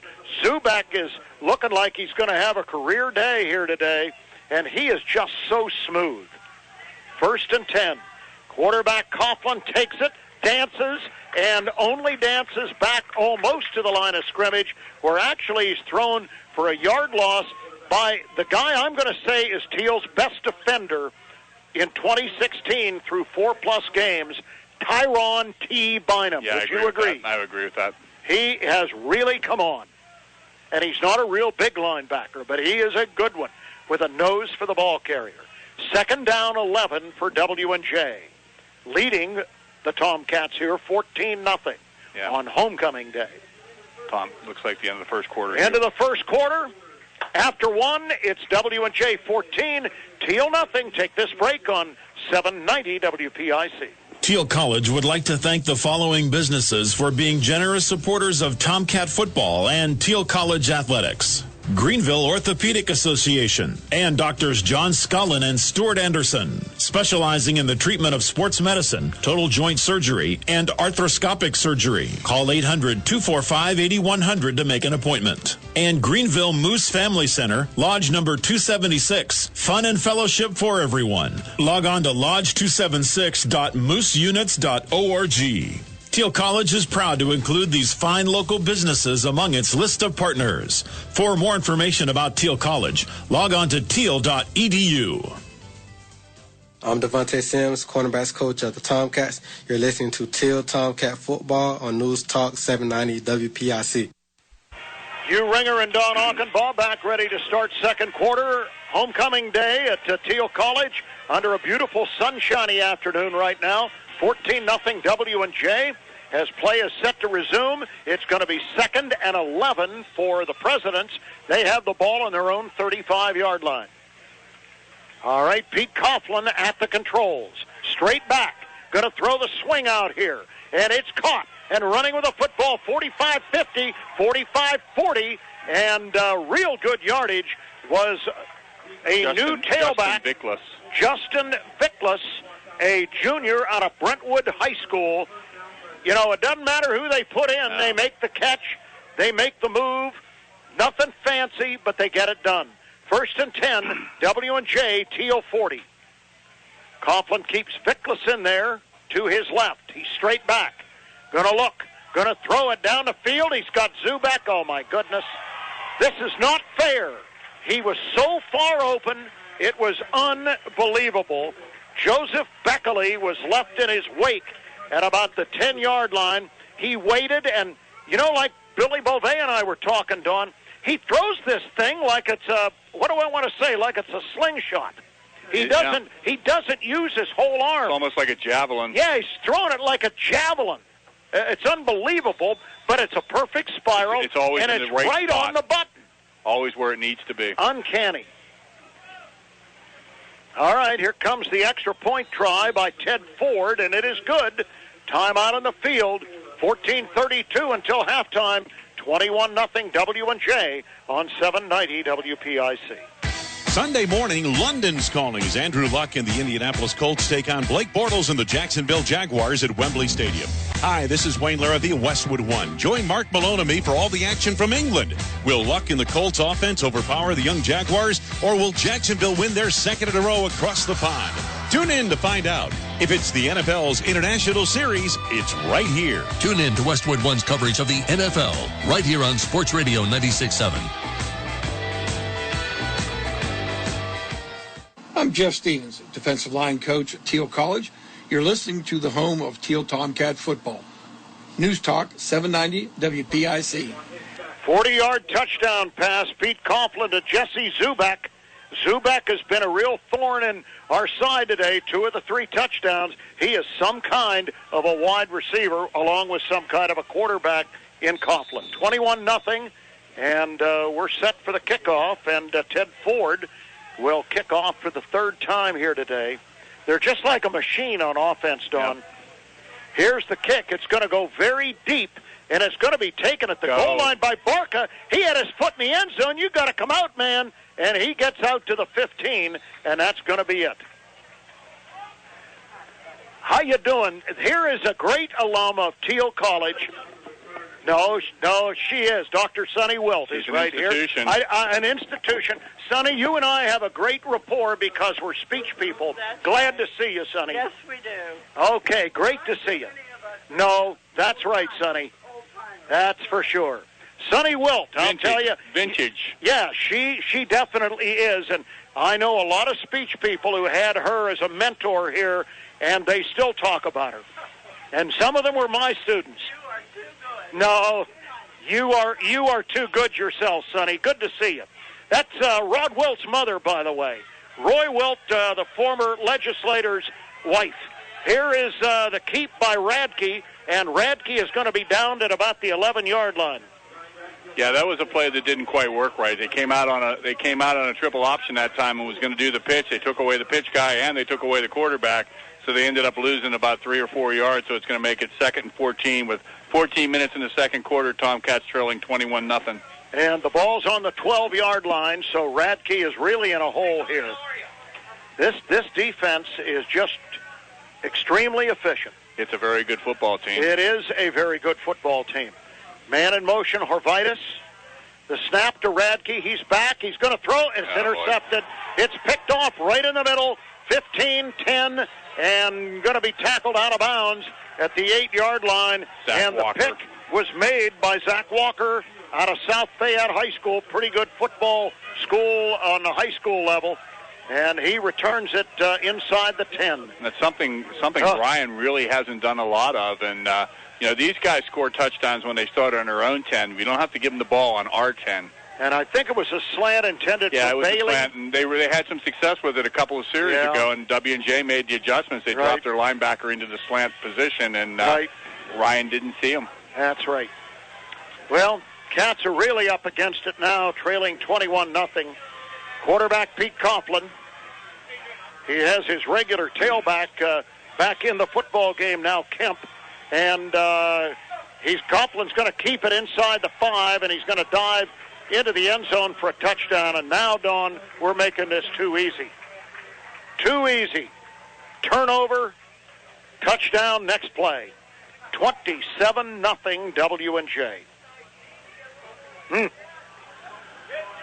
Yeah, this is one of those things that whenever you see W&J in the schedule, you know this can happen, especially to a young team when you see things start going south in a hurry. It's going to be good to see how this young coaching staff tries to right the ship. Ted Ford to try the extra point. The kick is up, and the kick is good. Time out on the field again, and W&J strikes on the turnover. W&J 28, Thiel nothing on 790 WPIC. Thiel College would like to thank the following businesses for being generous supporters of Tomcat football and Thiel College athletics. Anderson Coach and Travel, proud to be the transportation provider for the Thiel Tomcats. Call 1-800-345-3435 or log on to goanderson.com. And the ComDoc DocuCenter, located on the ground floor of Harder Hall on the Thiel College campus. The ComDoc DocuCenter is a full-service printer and open to the public. Call 724-589-2267 or log on to DocuCenter at Thiel.edu.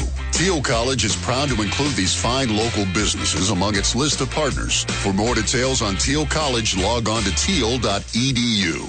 This is Daryl Satterfield, quarterback's coach. You're listening to the home of Thiel Tomcat football, News Talk 790 WPIC. Well, Zach Walker's interception deep in Thiel territory set it up, and on the very next play, the ultra-athletic quarterback, Pete Coughlin, danced around and found a way into the end zone. Extra point good, 28-0 W&J, and here's the kickoff. It's going to come down to Hicks at the 5. 10, 15, 20, breaks it to the outside as a flag flies to the 30-yard line, and that's in the vicinity of holding, I'm afraid. Blocking the back, perhaps. So it looks very much like Dirty Laundry is going to get the Cats on this one. Can't afford to start deep. He had a nice return out past the 30. Holding. It's holding, and it's been a tsunami of sorts here in this second quarter, Dawn. That's about the only way you can explain it. When you're a young football team like this, and I know we have senior leadership in some key positions, but when you have a young team like this, you hear the stories, you see the films from last year, and you see the films from the teams they've been playing, and you go, oh, my goodness. And W&J's got a reputation of being the Darth Vader of the PAC, if you will, and Tomcats are getting sucked up by that Death Star right now. All right, now Ryan Radke's the one that threw the bad pick here that led to the touchdown. Now let's see if he can bounce back. Radke's going to give it straight ahead, and this time it is Barca, and Barca is up to about the 13-yard line. Gets 1 yard. It's second down and 9. Yeah, the important thing right now is it's 28-0, 13 minutes left in the second quarter, but there's still a lot of time that you can learn to play football better. You can get back to your fundamentals. You can run the ball. You can stick with your game plan. You know, it doesn't matter that you're not going to score 4 touchdowns on one play. Let's get back to beating the guy in front of you on the very next play. All right, Radke in the gun with Barca beside him, and 4 wides in the game, including a banana bunch to the right. He's back. He gets a rush. He's going to run. He's across the 15 and still going up to about the 17.5-yard line, setting up third down, and it looks like it's going to be third and about 5. Yeah, even when he gets a run like that, that's a very good run. But if you're standing up where we are, you look down on the field, you see white jerseys spaced all the way across the line of defense. They don't all converge on him. They wait for him to come into their area. They're so well coached and so athletic. They don't chase him. They wait for him to come to the area, and that's why they're holding him. It is called discipline. It is. They're very disciplined team. They are a disciplined defense. They're disciplined every way, and in every way, and I mean, that's a credit to Mike Sirianni, their coach. One of the outstanding coaches in Division III. Winning begets winning. Yes, it does.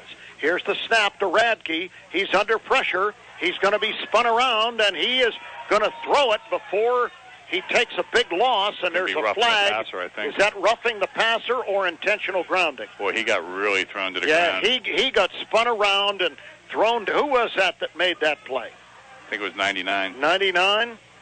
Yeah, I think they're going to call it on W&J. Torrey Carr, a 260-pounder from Cannon McMillan High School. Yeah, his head bounced off the turf that time. We may be looking. And they're going to call grounding. Intentional grounding is the call, and now that's what it is. They're just going to call intentional grounding on Ryan. They got to get more consistent on this quarterback thing. You know, I watched a game last night where they called the same play. The guy spun him around and threw him down like that, and it was roughing the passer. But now today it's not.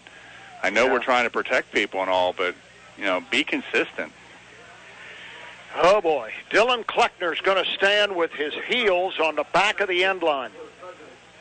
Look for W&J to bring a rush this time. Yeah, they will bring a rush, and if they get the kick away, they're probably going to get a pretty good return. All right, here comes the kick, and it's going to bounce, and it's going to roll at the 35, and it's going to kind of sit there and down by Jake Elk. I could tell disappointment on Luke Merhart's part. He wanted a piece of that football, but it just was kind of spinning there. So a bit of a break for Thiel. It falls on the Thiel 35, and the Cats are back out on defense.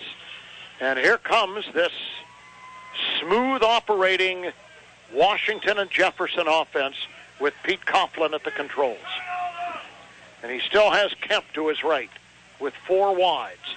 Here is Coughlin dancing. Now he's going to throw to Zubak, and Zubak dances and puts a move on the Cat down there and gets away from Beckley.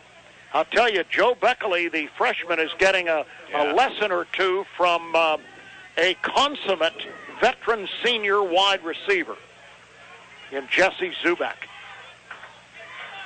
2nd down, 6. Straight back, pumping. Now throwing. Oh, the tight end is wide open. He beat Beckley down the side, and we have another touchdown. My goodness, that was Reed Roloski, who was just added to the roster last night. Number, was that 85 or 89? 85, I take that back. Jake Cullen, a tight end from Orchard Park, New York. And he played that like a Buffalo Bill tight end would. He got wide open with a double move and takes it right to the house. 34-0 W&J, and the extra point pending. The kick is up, and Ted Ford's kick is good. Timeout. It's 35-0 W&J on 790 WPIC. Thiel College would like to thank the following businesses for being generous sponsors of Tomcat football and Thiel College athletics. TDA, Then Design Architecture, proud to provide architectural and design services for Thiel College. Log on to thendesign.com. And McElhinney Brothers, Inc., general contractors, providing premier residential and commercial remodeling in Grove City, Hermitage, and Greenville. Call 724-638-7056. To discuss custom renovations. Thiel College is proud to include these fine local businesses among its list of partners. For more details about Thiel College, log on to thiel.edu. I'm Dan Bloom, head coach of the Tomcats, and you're listening to Thiel Football on News Talk 790 WPIC. Tight end Jake Cullen, 31-yard touchdown pass from Pete Coughlin. And let's see, that is 5 touchdowns, and 3 of them are passes by Coughlin, who now has 18 touchdown passes, 3 interceptions on the year. And here comes a Cat running the football, and that is Bailey, the freshman from Valley, and he has a nice return from deep in his own territory inside the 5 out to the 25-yard line. I'll tell you, I know I'm terribly optimistic here. I know I sugarcoat everything Tomcat, but the Tomcats aren't playing that badly. This is just a good football team we're playing, guys, and they are doing everything. They've got weapons upon weapons upon weapons, and it makes you wonder how good Thomas More is. Yeah, Thomas More beat this team 38-9. 38-9, for heaven's sakes. In the rain, we understand, but they still beat him 38-9. Oh, my goodness. All right, Radke is going to be in the gun, and he has Lewis with him in the backfield. Here's the snap. Ryan is back, going to air it out.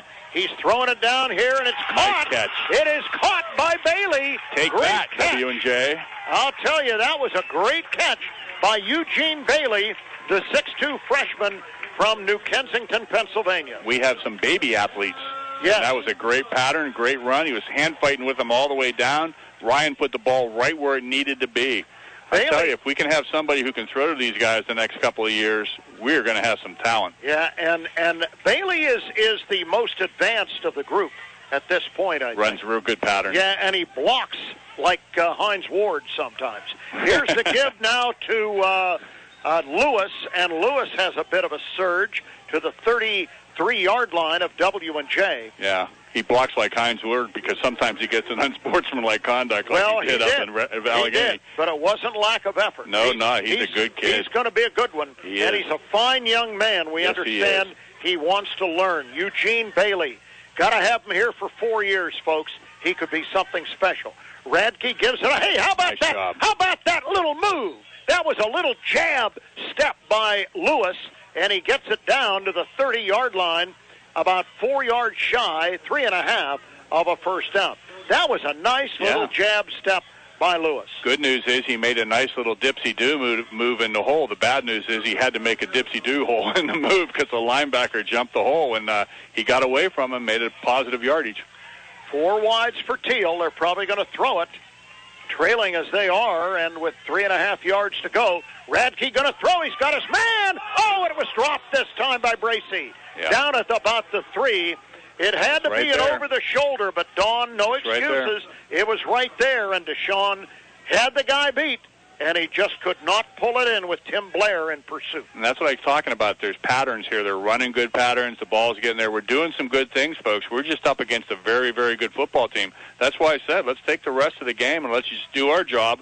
Let's learn from this and let's get better. Let's just beat the guy up in front of you the next play. We beat him that time, just couldn't finish the deal. 4th and 3.5, the W&J 30. Thiel going to go for it here. And they give it off to Lewis. And I mean, he is dehorned. He is laid out back at the 34-yard line. And who was that assassin? That was number 23, Ryan Snedeker. Well, Snedeker sneered at him as he got up. Did. I'm telling you, Snedeker had a, what do you want to call it? I think Craig Wolfley says a slobber knocker. Yeah, he did. That's exactly what it was. It was like he was in the huddle when he got the play. 1st and 10, W&J on their own 32. Coughlin slingshots it to guess who? Here comes Zubek, 50-45.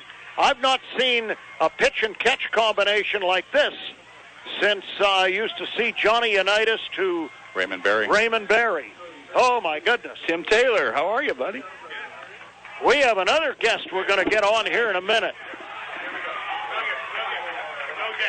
All right, pass is incomplete. Good defense by the Tomcats, setting up a second down and about 6 to go for W&J.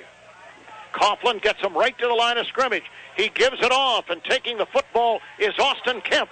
And Kemp is going to be tackled short of the 40 at about the 41 of Thiel, setting up a third down. Kemp is stout. He is. Now, who is this guest commentator? Do you guys remember the best defensive end we've seen here at Thiel College? We called him T-Square, Tim Taylor. Shake my hand, buddy. How are you? Good, sir. How are you? Tim Taylor. What are you doing with yourself now? I just graduated physician assistant school, took the boards, and just soon to start a job here in November. Wonderful. I'm going to ask you where you're residing in a moment. There's a snap that goes awry, and there's a penalty for a false start on W&J. So where are you going to be working, Tim Taylor? In Cleveland with the Cleveland Clinic. Oh, hey, you couldn't have a better group to work with, could you? No, certainly couldn't. That is fantastic. Well, we've seen you at numerous Tomcat games since you graduated, and do you miss it? Like you wouldn't know.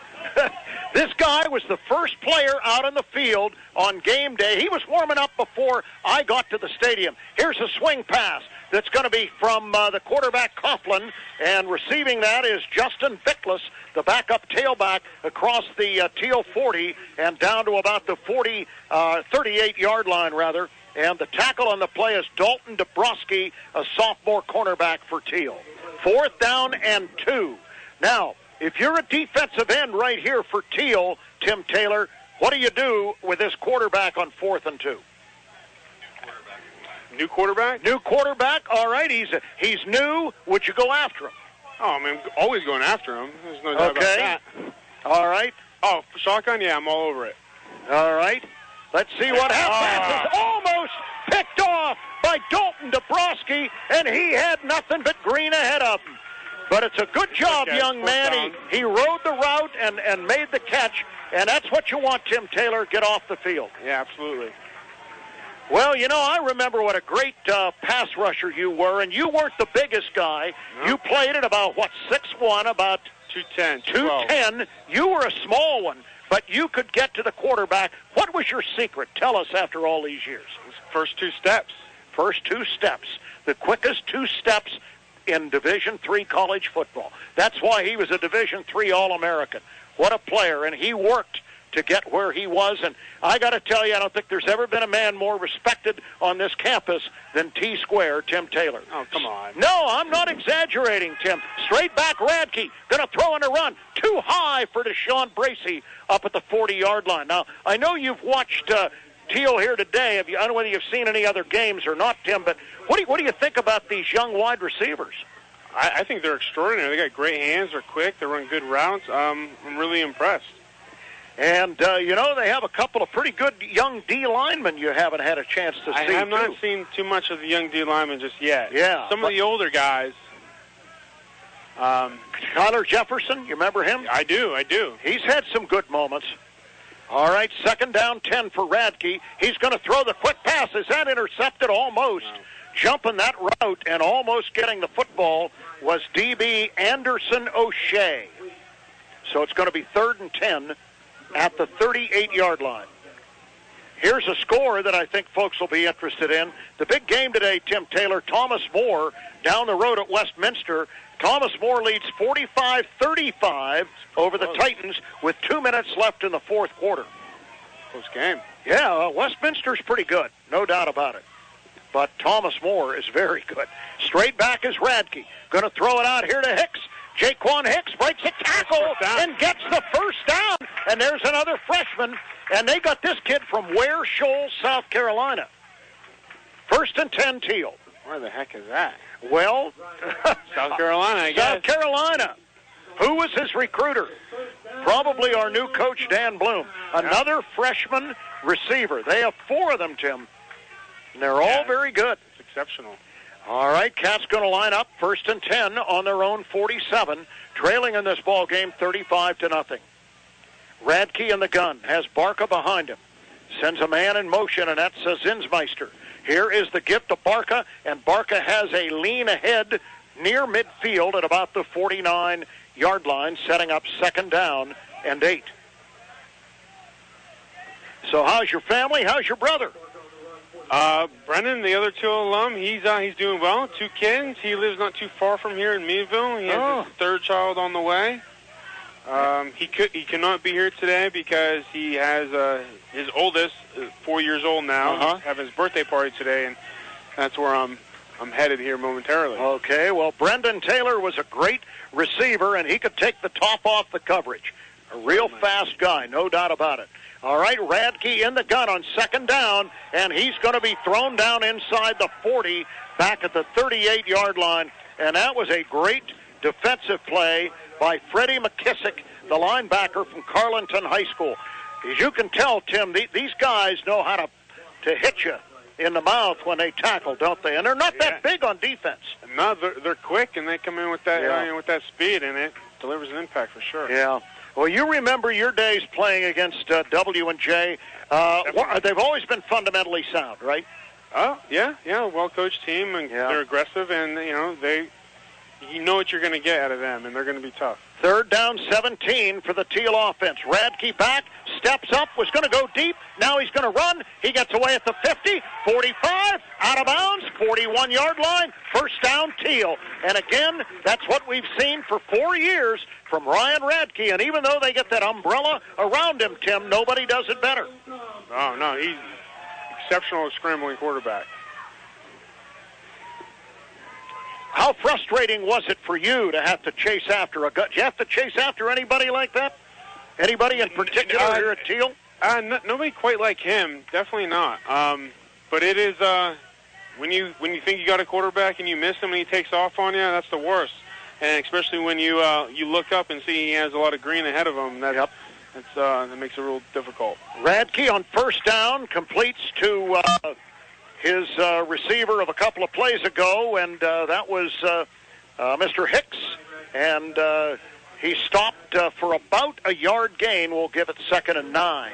The ball's placed down on the 38-yard line of W&J.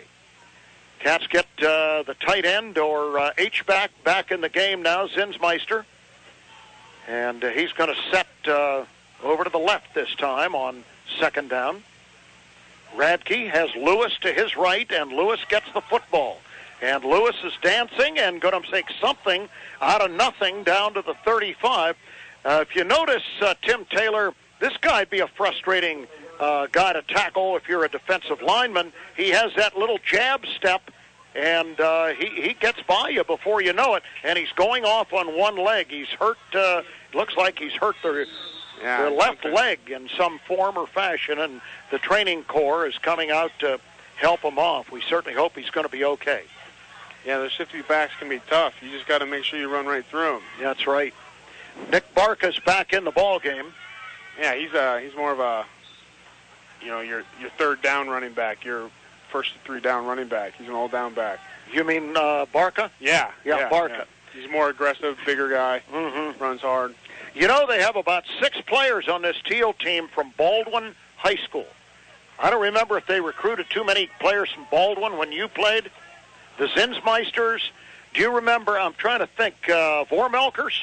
Maybe a little before your time. That was back in more 2005. Radke's running around, and he's going down under a big rush back at the 40-yard line, and making that tackle for W&J was Torrey Carr. Okay, Tim, great to have you. You got to go to a birthday party, man. Sure. Hey, thanks for stopping. Oh, I appreciate it. We really appreciate it. Tim Taylor, the All-American defensive end for the Thiel Tomcats, back here on homecoming day. Don Auchenbaugh is back. I am. That was fun. He's one of my all-time favorites. He's going to be in the Hall of Fame in about 2 years. I think he certainly is. A Hall of Famer in waiting. All right, 4th down, and Dylan Kleckner going to punt it away from midfield, and he booms that ball down to about the 10-yard line, and let's see where the Zebras are going to put it out of bounds. They're going to come up to about the 15.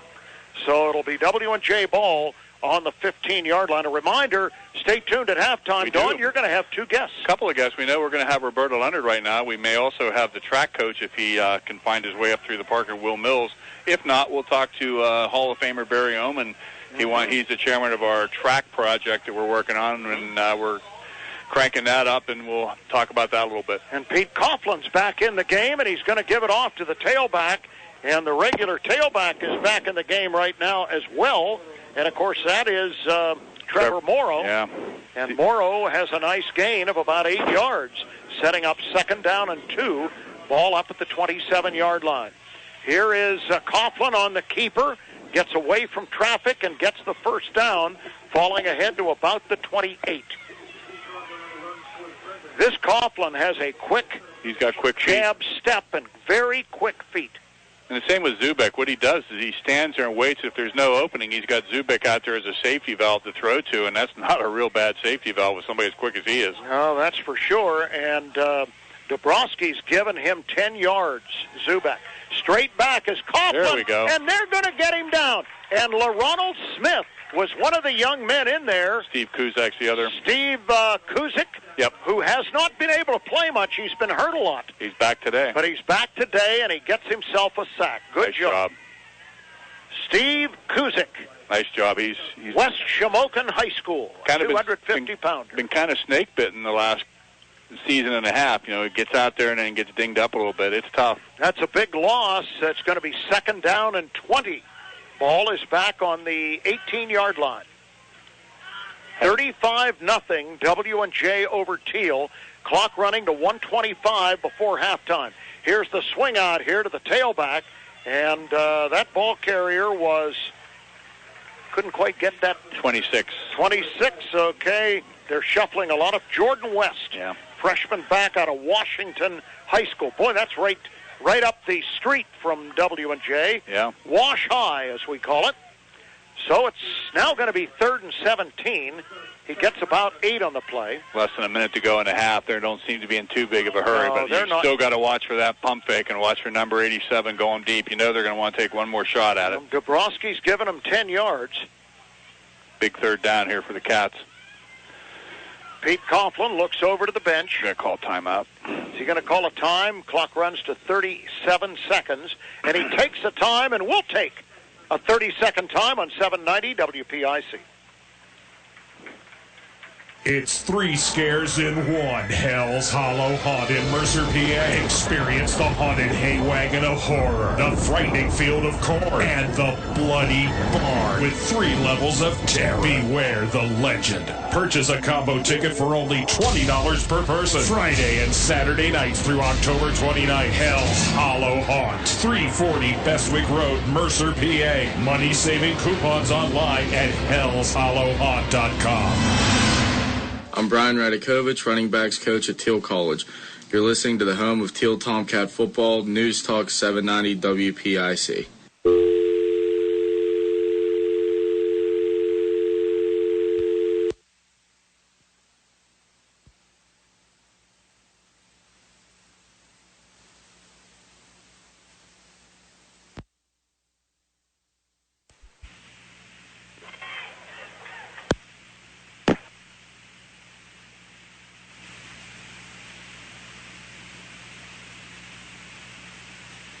Are you or a loved one having trouble with balance? Are you falling frequently? Call Penn Ohio Rehabilitation and Performance today. The Penn Ohio team of physical, occupational, and speech therapists provide quality, comprehensive, and cost-effective therapy. Each year, more than a third of adults over 65 fall.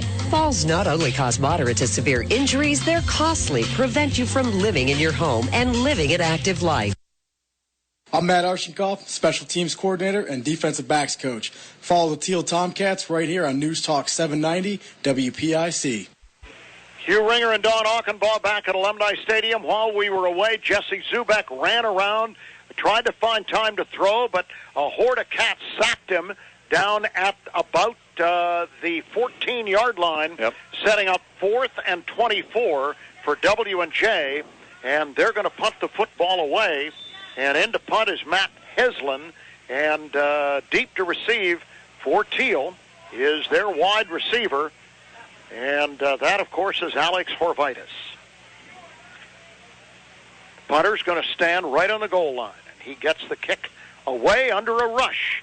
Fair catch by Horvitis at the 45 of W&J. Out-of-town scoreboard, end of 3 periods down at Grove City. The Grove City Wolverines of first-year coach Andrew DiDonato bidding for their first win of the season. They're in a battle of the winless today with Waynesburg, and they lead the Yellow Jackets after 3, 10-7. The last score we had on the Westminster Thomas More game, TM leading Westminster with 2 minutes left, 45-35. That game's probably over. Probably over, yeah. Our thanks to Aaron Byro, who's running the controls back at 2030 Pine Hollow Boulevard, as our in-studio producer. As always, Aaron doing a great job today. All right, Cats have the ball on the W&J side of the field at the 40. Radke running around, going to stop, going to throw. Bracey's down there, and Bracey has the touchdown!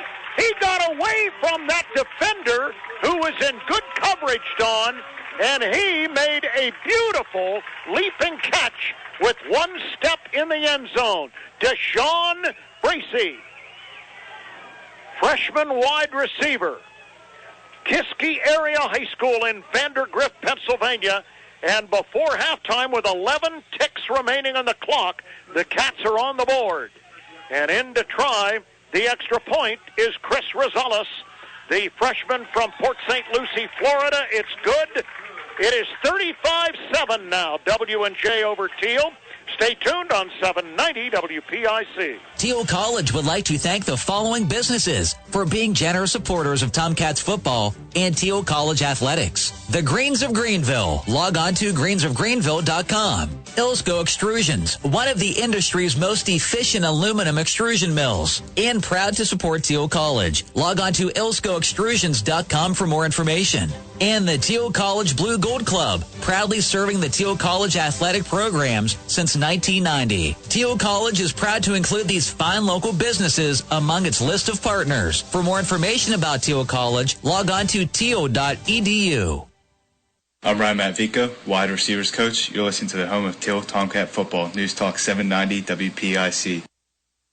Ryan Matvico smiling ear to ear. Absolutely. On the other side, his guy, wide out Deshaun Bracey, 44-yard touchdown pass from Ryan Radke, and it is 35-7 now, W&J over Thiel. We'll have time for this kickoff and maybe nothing else as Rosales approaches the ball, and he's going to just pooch it down the field, taken by an up man at about the 26, and he's going to go down under many blue shirts at about the 35-yard line. We do want to remind you, stay tuned at halftime. We have one, probably two guests, the look at the stat sheet, and more here at halftime, and we're only 4.5 ticks away, and I would imagine Pete Coughlin, I wouldn't trust these guys. 35-7 lead, is going to come up and do whatever he wants to do. I was going to say, I changed my prediction in mid-sentence. He's pretty much done what he's wanted to do all day. And he's going to hand the football off to his tailback, Trevor Morrow. That'll do it. And that's going to do it for the first half. It's a big first half for the W&J offense, and big plays from the President's defense as well. So after two periods, W&J in control here on homecoming day at Thiel. It is the President's 35, Thiel 7. Stay tuned after this break for a very good halftime show on homecoming day at Alumni Stadium. Hugh Ringer, Don Achenbaugh on 790 WPIC. Thiel College would like to thank the following businesses for being generous supporters of Tomcat football and Thiel College athletics. Cianci's Motel, located at 399 Mercer Road. Log on to ciancysmotel.com or call 724-588-8550 for more information. Remember to ask for the Thiel discount. And UPMC Horizon, life-changing medicine. Log on to upmc.com. Thiel College is proud to include these fine local businesses among its list of partners. For more information about Thiel College, log on to thiel.edu. Dr. Dominic Lombardi and the rest of the Lombardi and McCammett dental team prides themselves on being able to provide world-class, stress-free dental care for you and your family to look and feel your best. They perform the majority of procedures in their office. Everything from a simple checkup and cleaning to fillings, crowns, dentures, root canals, extractions, and more. Lombardi and McCammett Dental, 60 North Mercer Avenue, Sharpsville, 724-962-2138 or online at lombardismiles.com. For a limited time with a new patient exam and cleaning, receive a professional custom whitening for just $100. Great for homecoming. Hi, I'm Joe Flynn for Flynn's Tire and Auto Service, and I want you to know that we care about your safety. To make sure your vehicle is safe for the road, stop by Flynn's for a free tire inspection. And with winter right around the corner, consider getting a set of winter tires. Winter tires can give you up to 50% more traction. And right now at Flynn's, get $40 off any set of 4 winter tires. Save even more with manufacturer's rebates on Goodyear, Bridgestone, Yokohama, and Kumho tires. Just visit any Flynn's Tire location or go to flynnstire.com to learn more. And tell them Finney sent you. Thiel College would like to thank the following businesses for being generous supporters of Tomcat football and Thiel College athletics.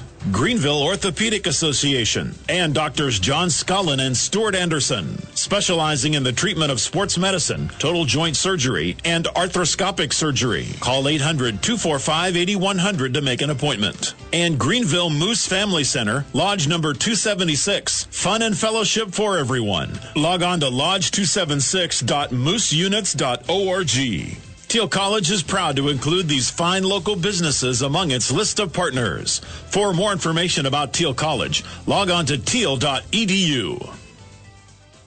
An athlete's success depends on their body functioning at peak performance. A sports injury could mean the loss of a season or the end of a career. Sharon Regional Sports Medicine is here to help you get back in the game. From ACL tears to shoulder, arm, or ankle pain, board-certified orthopedic surgeons Dr. James Boniface and Matthew Stonestreet, together with the team at Sharon Regional, provide sports medicine and rehab services at convenient locations in Hermitage, Mercer, and Hubbard. For an appointment, call 724-981-2522. Thiel College would like to thank the following businesses for being generous sponsors of Tomcat football and Thiel College athletics. TDA, Venn Design Architecture, proud to provide architectural and design services for Thiel College. Log on to vendesign.com. And McElhinney Brothers, Inc., general contractors, providing premier residential and commercial remodeling in Grove City, Hermitage, and Greenville. Call 724-638-7056. To discuss custom renovations. Thiel College is proud to include these fine local businesses among its list of partners. For more details about Thiel College, log on to thiel.edu. I'm Devontae Sims, cornerbacks coach of the Tomcats. You're listening to Thiel Tomcat Football on News Talk 790 WPIC. Welcome back to Alumni Stadium on Homecoming Day 2016, the 150th version for the Thiel Tomcats and Thiel College. Don Achenbaugh, Hugh Ringer, halftime. W&J is not being very friendly with homecoming. They're leading the Tomcats 35-7. And at halftime today, we have a very special guest. We'd like to introduce Roberta Leonard. She's our Vice President of Advancement, and she's been a friend of the Tomcat football program for almost 2 decades. She has literally been there every step of the way. We talk about how much I've been there. Roberta's been there right by my shoulder, so she's a great friend of the team and the program. And welcome, Roberta, and we're happy homecoming. It's our celebration. I'm happy to be here. Okay, from an advancement point of view, and just from being a part of the Thiel community, how important is homecoming to the alums and to everybody else? I know what it means to me, but tell the fans what it means. I think it really is a cornerstone activity every year. People look forward to it. There's a lot of anticipation about who's coming home and what groups are going to be here. We have a class of 71 group that, people traveled from all over the country, Washington State, Florida, Texas, to make a trip in to be here together for homecoming. And the class of 71 is one of those all-time great classes. We talk about this sometimes. I mean, they dominate the Hall of Fame and the Athletic Hall of Fame. They are such good friends of the college, and they're here for everything, and it's good to see. Now, this is a special year. It's 150th.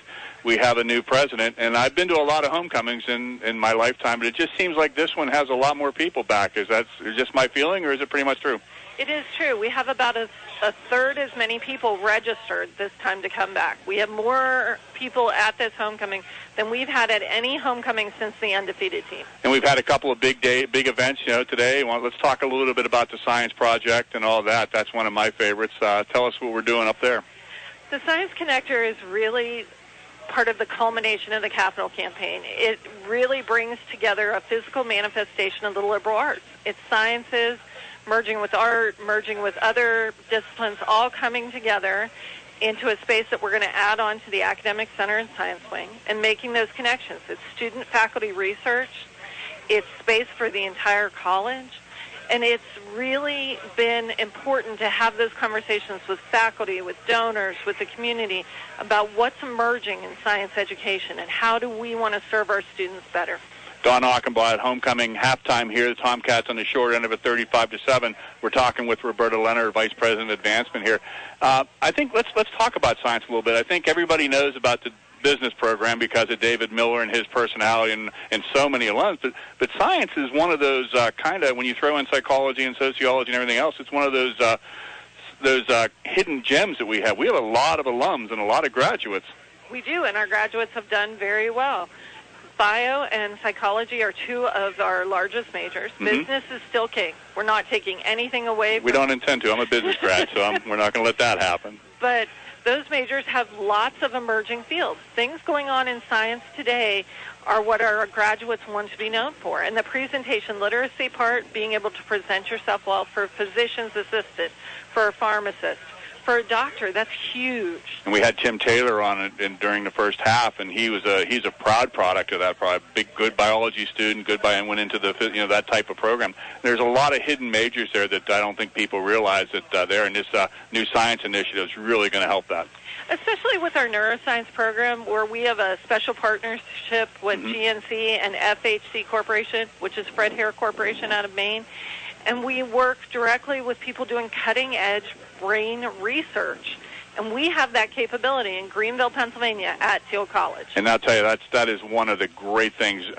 Mr. Hare is just one of the great alums of all time. He's just done so many good things to bring that program from New England down to his alma mater and what that's meant to the college in so many, just in history and so much publicity and things like that. And not only that, they're actually doing some very good work and helping people, and that's really the charter at Thiel College, is to help as many people as we can, right?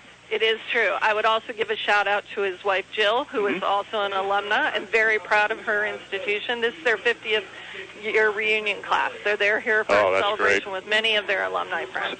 So how important is homecoming for the new president? Let's talk about Dr. Traverso. We had her on a couple of weeks ago. She's done a great job interviewing, and seems like she's having a pretty busy day. I think every time I see her, she's taking a picture with somebody, shaking somebody's hand. She almost looks like she's running for political office. She's having a pretty good weekend.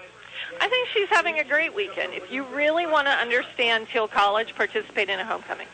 Stand there at the Alumni Awards banquet where people tell their stories about what this place means to them, about what each other means to one another, fellow Thiel alums, professors, people who work at the college. The groundbreaking was amazing. The gala last night was awesome, but that's one of our most special events. And I tell you, you guys do a great job with the special events. I mean, it is just so well done, so exciting. I mean, the pomp and circumstance, it's just nobody does this stuff better than you guys. You guys are incredible. Let's talk. It's halftime here at homecoming at Alumni Stadium. The Tomcats trailed W&J 35-7. Don Achenbaugh and Hugh Ringer bringing it to you live. We're talking to Roberta Leonard, our very, very talented Vice President of Advancement. Okay, let's talk about what everybody wants us to talk about. Let's talk about the track. What's new in the track? The track is moving right along. It's the last project of the capital campaign that we're going to seek to fund. We're being very specific about expanding the focus of the track to include wellness. So we want to involve the regional community, something we did when we put the dome over Alumni Stadium. We invited people in, and I think that changed how the community felt a little bit about the college, because they came not for a special event. They came for every day. They came to walk. They came to be. They came to be a part of the space. So we want the track to have that same feel. The second issue is we want all of our teams to have a home field on campus. And we have done such a great job with track over the years, and we haven't even had a place. You know, you liken it to when the Tomcat football team had to play at Stewart Field at Greenville High School. It was nice, but we really wanted a place to call around. The track's been doing that forever, and yet we've got these incredible people and these incredible alums like Clyde Morgan and some of these other guys that have just gone out and done incredible things without even a track. So imagine what we can do. And I'll tell you, it's perfectly located when you come down College Avenue from Jamestown. It's sitting right there. I check it out every day on my way home from work. It's going to be spectacular. I think it is. Actually, Coach Morgan is home for homecoming. Oh, of course he is. With his wife, Jen. And Will Mays is taking that program. He is an alum who is passionate about Thiel College. He is passionate about serving students. You watch him on campus running with his team. Yep. It's important to watch. I think when we can all sit and be in the stands on Thiel's campus and cheer them on, we just can't wait to see what he can do and what they can do. It is so important. We talked a little bit about the wellness and the liberal arts. It's so important for people to realize that Thiel College is doing incredible things. We're a small college. We're an underfunded college. We know all the stories. We've heard it. You know, we have our issues. We're Thiel College, though, and we always come through like Dr. Olson always says, we're Thiel. We'll find a way. And because of people like you, Roberta, we're doing a great job finding a way. We thank you for your time. We need to get back and do some stats here because, unfortunately, W&J rolled up a lot of stats that I have to go over. But thank you for your continued good work, and happy homecoming, and enjoy the rest of the weekend. You certainly earned it. Thank you. I know you love Thiel College as much as I do. No doubt about that. Roberta Leonard, Vice President of Advancement, is our guest here at halftime. We'll come back. The Tomcats are on the short end of a 35-7 score. You're listening to it live on News Talk 790 WPIC.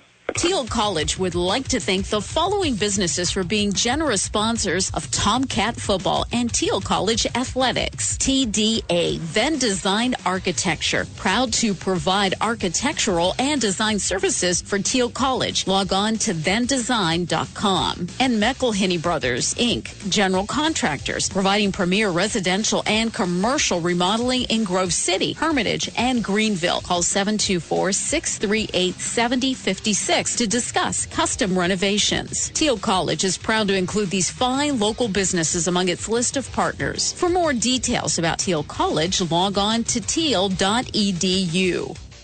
The Ridgewood at Chenango Valley in Hermitage, a premier senior living residence, offers private apartments and assistance with activities of daily living to seniors who no longer can or no longer want to live alone. Services include a variety of social and recreational activities, meals, housekeeping, and transportation for its residents. Explore senior living at the Ridgewood at Chenango Valley by calling 724-347-0998 or online at ridgewoodshenango.org. The Ridgewood at Chenango Valley is a cooperative program of St. Paul's and UPMC, providing equal housing opportunities. Thiel College would like to thank the following businesses for being generous supporters of Tomcats football and Thiel College athletics. First National Bank, the home for all of your financial solutions, from banking to investments to insurance. Call the Greenville branch of First National Bank at 724-588-6770. St. Paul's, a continuing care community providing a caring tradition since 1867. Visit St. Paul's online at lifeatstpauls.org. Thiel College is proud to include these fine local businesses among its list of partners. For more details about Thiel College, log on to thiel.edu.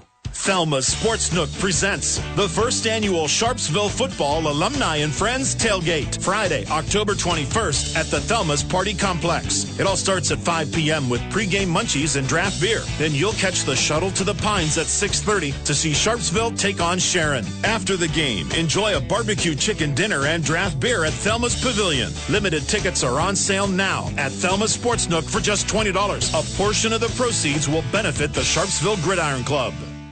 I'm Jeff Stevens, defensive line coach at Thiel College. You're listening to the home of Thiel Tomcat football. News Talk 790 WPIC. Welcome back to Alumni Stadium. Don Achenbaugh and Hugh Ringer. It's halftime here at Alumni Stadium on homecoming weekend. The sun is shining brightly, even though it wasn't supposed to.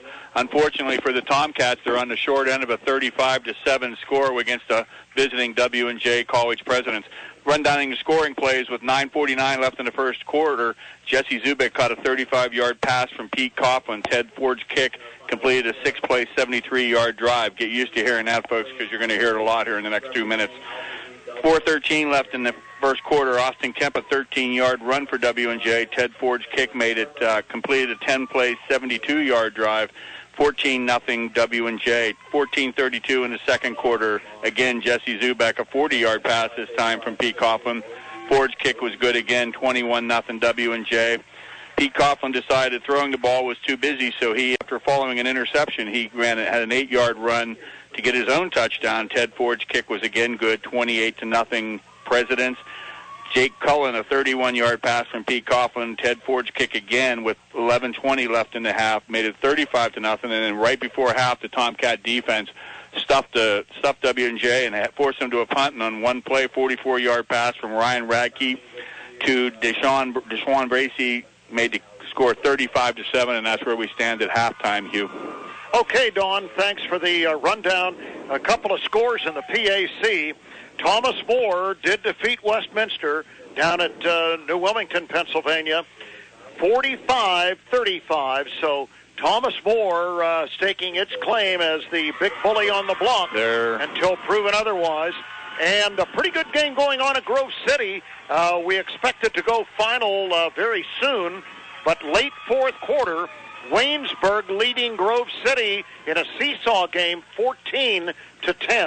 And you got two games tonight, Bethany at Carnegie Mellon and St. Vincent at Case Western. And St. Vincent undefeated right now, but I would think they're going to run into a hornet's nest at Case Western tonight. We'll see what happens. I would think so also, Hugh, because the Tomcats did everything but beat St. Vincent when they were here a couple of weeks ago. And the Tomcats have their bye week next week. We will not have a broadcast next Saturday.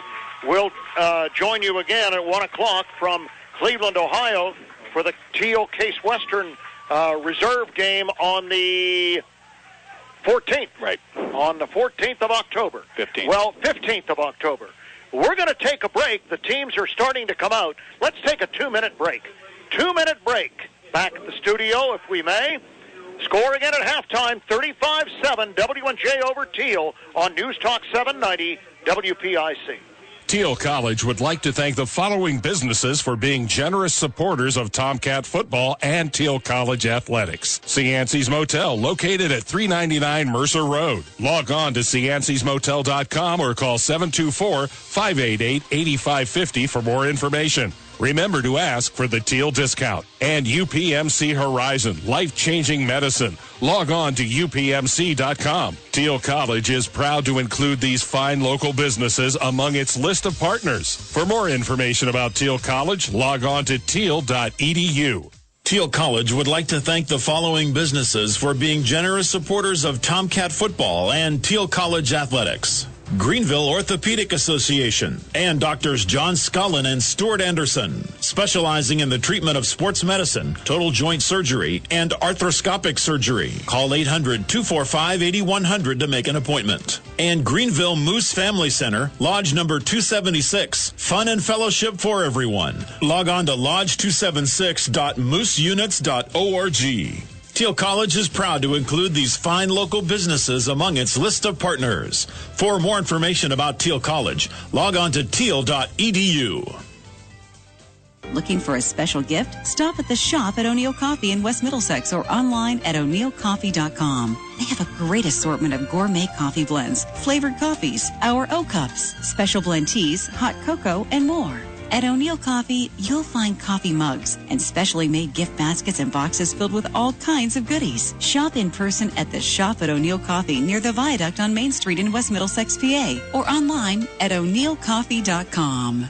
Thiel College would like to thank the following businesses for being generous supporters of Tomcat football and Thiel College athletics. Anderson Coach and Travel, proud to be the transportation provider for the Thiel Tomcats. Call 1-800-345-3435 or log on to goanderson.com. And the ComDoc DocuCenter, located on the ground floor of Harder Hall on the Thiel College campus. The ComDoc DocuCenter is a full-service printer and open to the public. Call 724-589-2267 or log on to DocuCenter at Thiel.edu. Thiel College is proud to include these fine local businesses among its list of partners. For more details on Thiel College, log on to Thiel.edu. This is Daryl Satterfield, quarterback's coach. You're listening to the home of Thiel Tomcat football, News Talk 790 WPIC.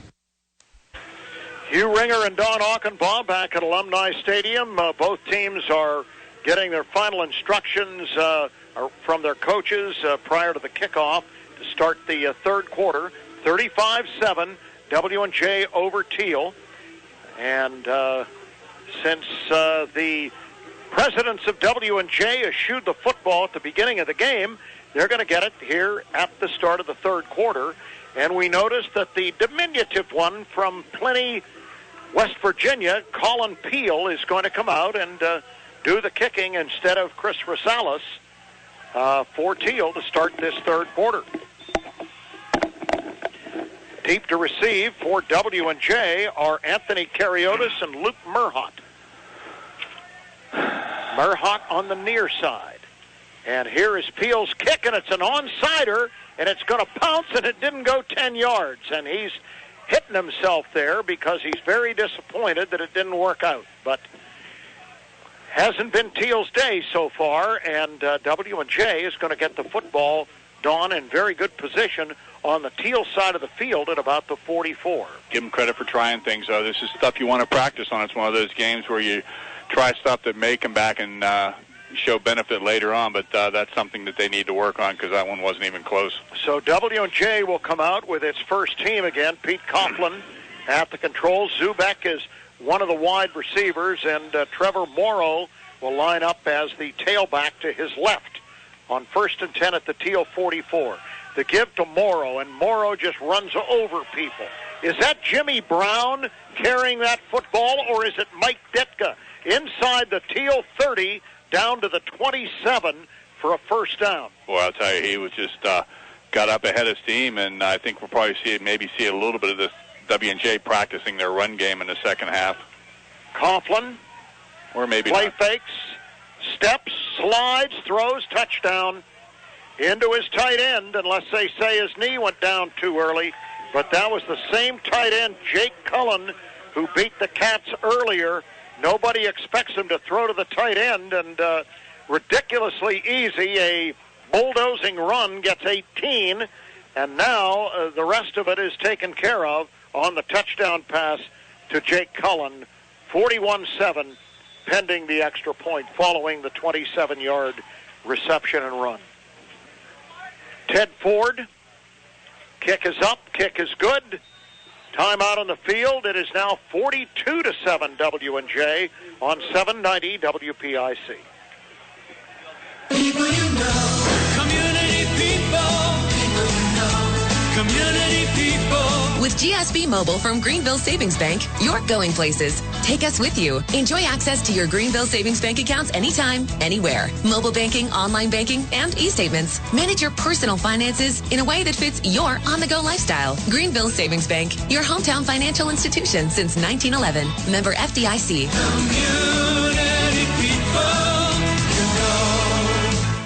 I'm Dan Bloom, head coach of the Tomcats, and you're listening to Thiel Football on News Talk 790 WPIC. Hugh Ringer and Don Aukenbaugh back at Alumni Stadium. 27-yard touchdown pass to tight end Jake Cullen, extra point good. It is now 42-7, W&J in the lead, and the Cats are preparing to receive the kick here. I think it's important here. The Tomcats, remember, they're a young team. There's things they can work on even in a game like this. Let's go out, and again, like we talk about, let's beat the guy in front of you play after play, and let's see if we can win some of these individual skirmishes. Ted Ford kicks it, and Bailey is going to take it at the 18, and there he goes, 25-30, 35-40, and tackled at about the 42-yard line. Boy, but even though he got into the open, they still had defenders. They're so disciplined, Don. But he is exciting. He just made a routine kickoff return exciting, and now sets the Tomcats up at 47. Gives the Tomcat offense a little bit of life, gives that bench a little bit to get excited about. These are young guys. It's going to be interesting to see how this young coaching staff responds and see what kind of adjustments we made at halftime. And we're playing a very good football team, folks, but that doesn't mean we're not going to do some things well here in the second half. Bailey, Bracey, and Hicks are your wideouts. They're all true freshmen. Quarterback is Ryan Radke. He's back. He's going to air it out, and it's going to be intercepted on the run and coming up the field. 35, 40, 45, 50 is Tim Blair, the cornerback. Blair had great coverage, looked like the intended receiver, Don, and made a nice over-the-shoulder catch and a run after the pick, and there is a flag up around midfield. So let's see what this is. You know, Ryan put the ball chop block on W&J because they don't know how to block because they're defensive guys.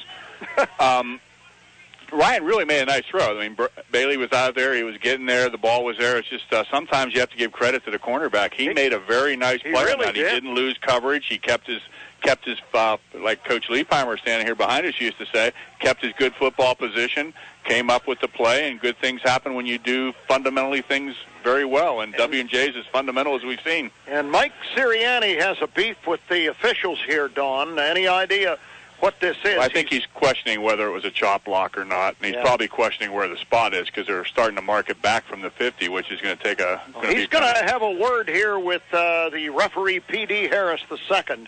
No, he might be bored. They're laughing. I think he told him a joke. Okay, well, you wouldn't think he'd get too terribly exercised with a 42-7 we've met this guy. He's pretty intense. Oh, he is. He's a good coach. He's a outstanding good football coach. And I've found him to be a real gentleman, too, in the times that I've talked to him.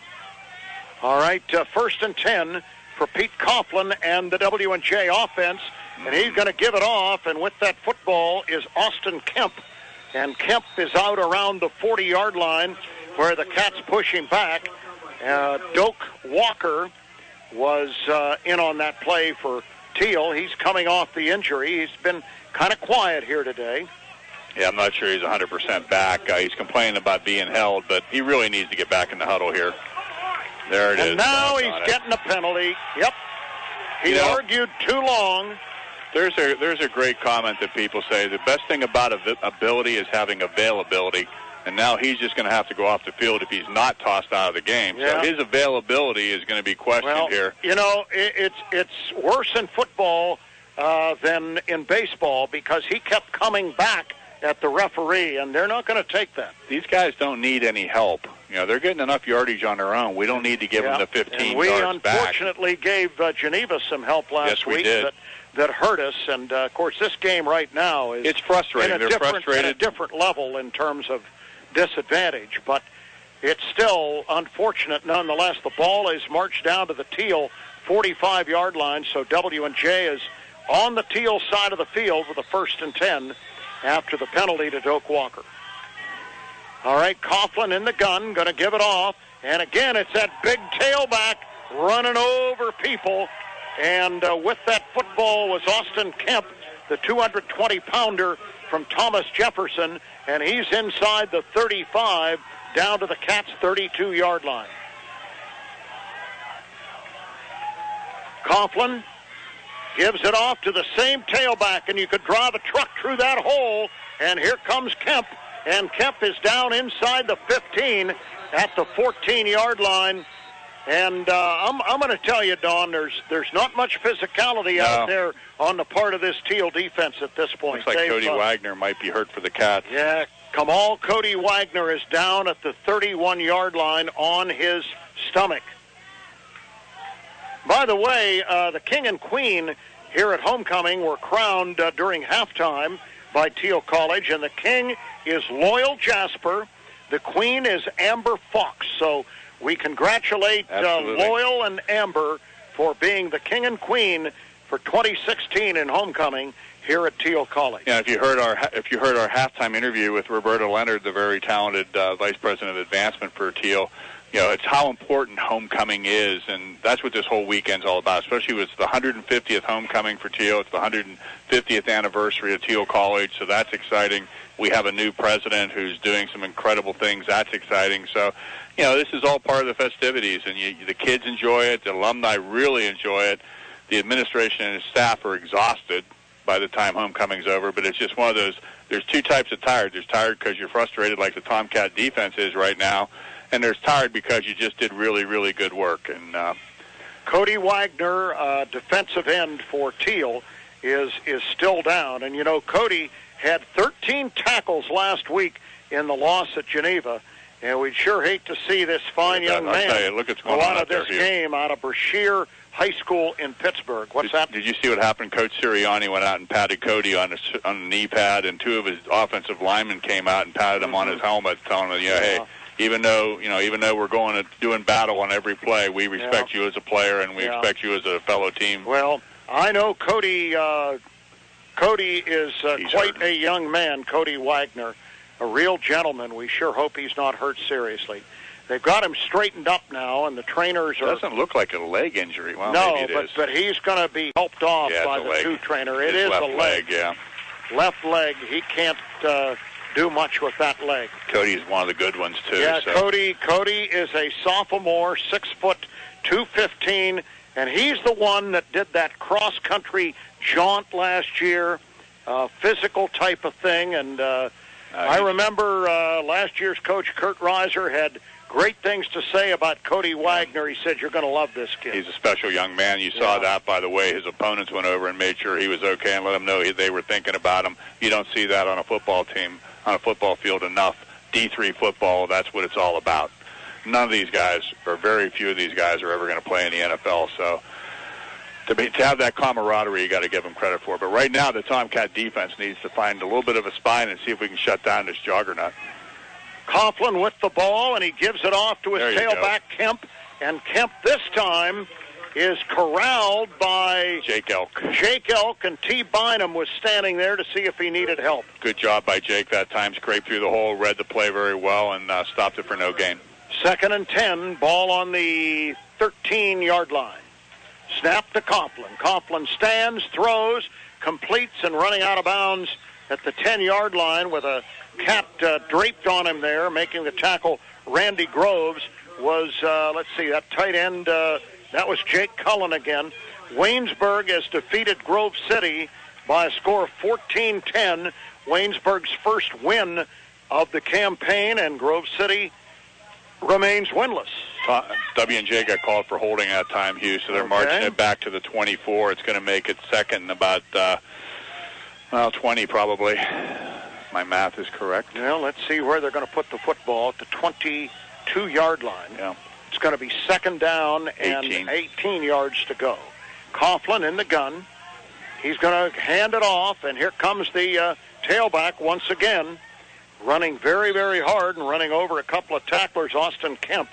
He's a 220-pounder, and boy, he has that low center of gravity. He's tough to handle. He and Morrow actually look like they're cut from the same bolt of cloth. They're about the same size, and they run the same way. It's just... well, one's 215, the other's 220. Yeah. All right, 3rd and 10. We're back to the original line of scrimmage.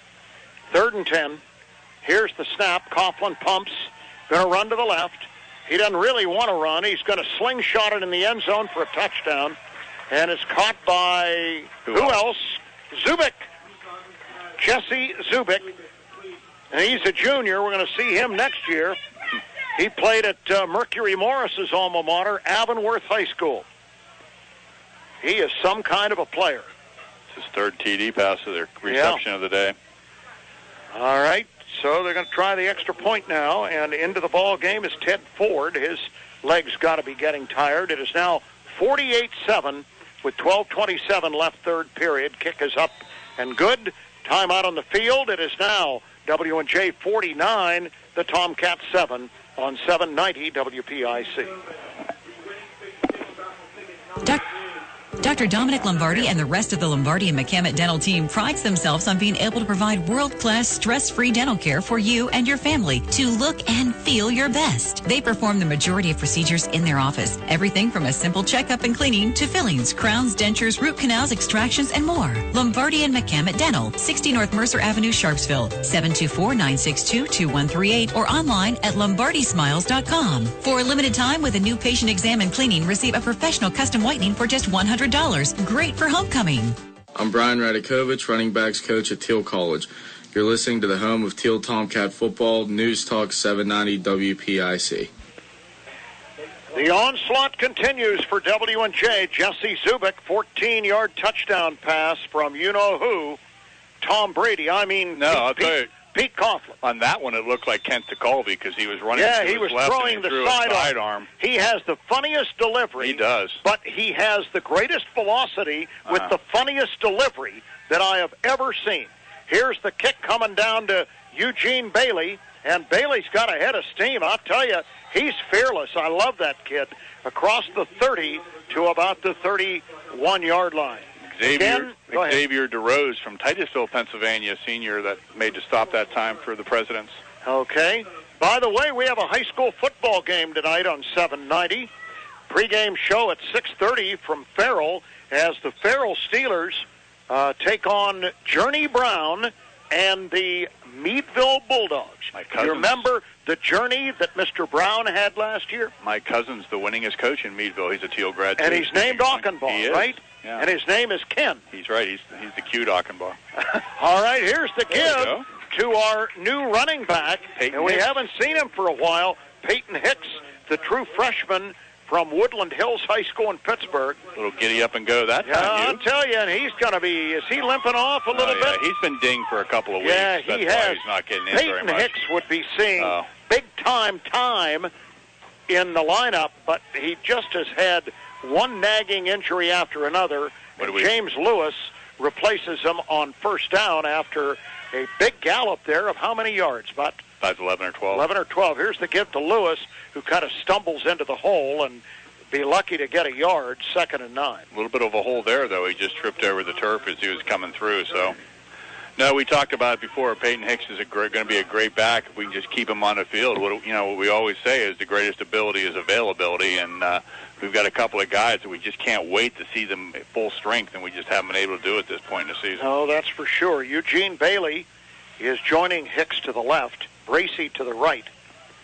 In the gun is Radke, and he's going to take 2 steps and fire, and he's got the pass to Bailey, who's almost horse-collared and up across the 45 at about the 47-yard line. Gets a few yards, though, setting up 3rd down and 5 for Thiel. Tim Blair on the tackle, the one who had the interception on the last series. And, again, they're so fundamentally sound. He caught the ball. It was right there. Tried to get away, but there was just no way. He put the clamps on him and shut him down. Sam Fitzpatrick, another freshman, enters the field for Thiel as the 4th wideout. 3rd down and 5, own 47 for Thiel, trailing in this football game 49-7. Rolling right, Radke, and he gets the first down across the 50 to the 48. He just keeps those legs going and got a little block over there in the corner and had a nice keeps job. The ball for Thiel, 1st and 10. Nice job that time by James Lewis and also by Swan coming out there. Jake Swan on a pull that time, so it was a design sweep on the quarterback's part, and he had a little bit of a convoy and got the first down and moved the change for the Cats. All right, so it's 1st and 10 in W&J territory at the 47-yard line.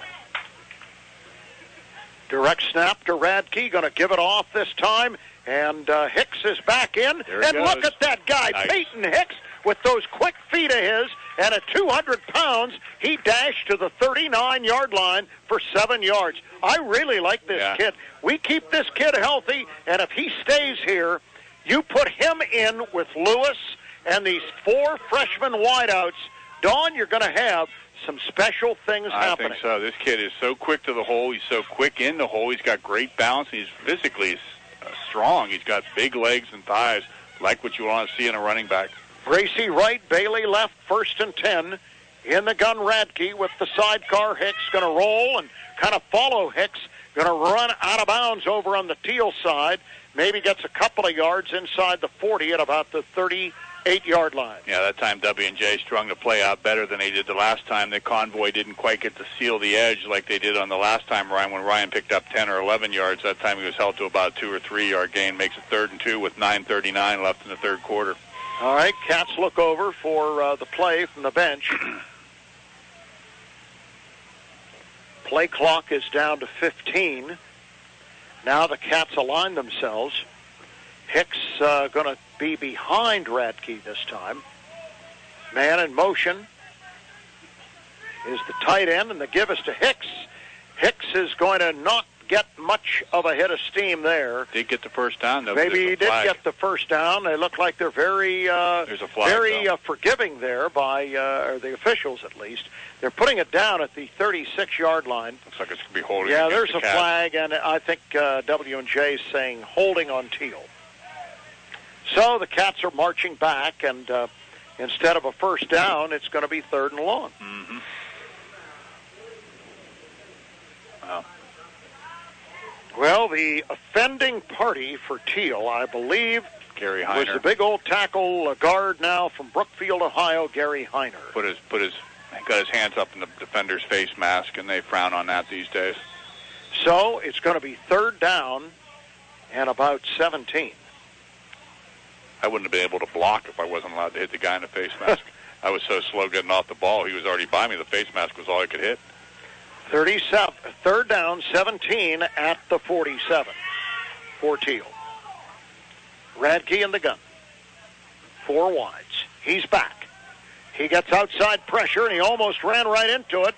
Gets away, typically, runs left, looks, runs left, runs, and skitters out of bounds in W&J territory at about the 42. He gets a lot of that back, but he's still going to be, I would say, 6 yards shy of first down yardage, but of course trailing 49-7 at the 8:30 mark of the third period.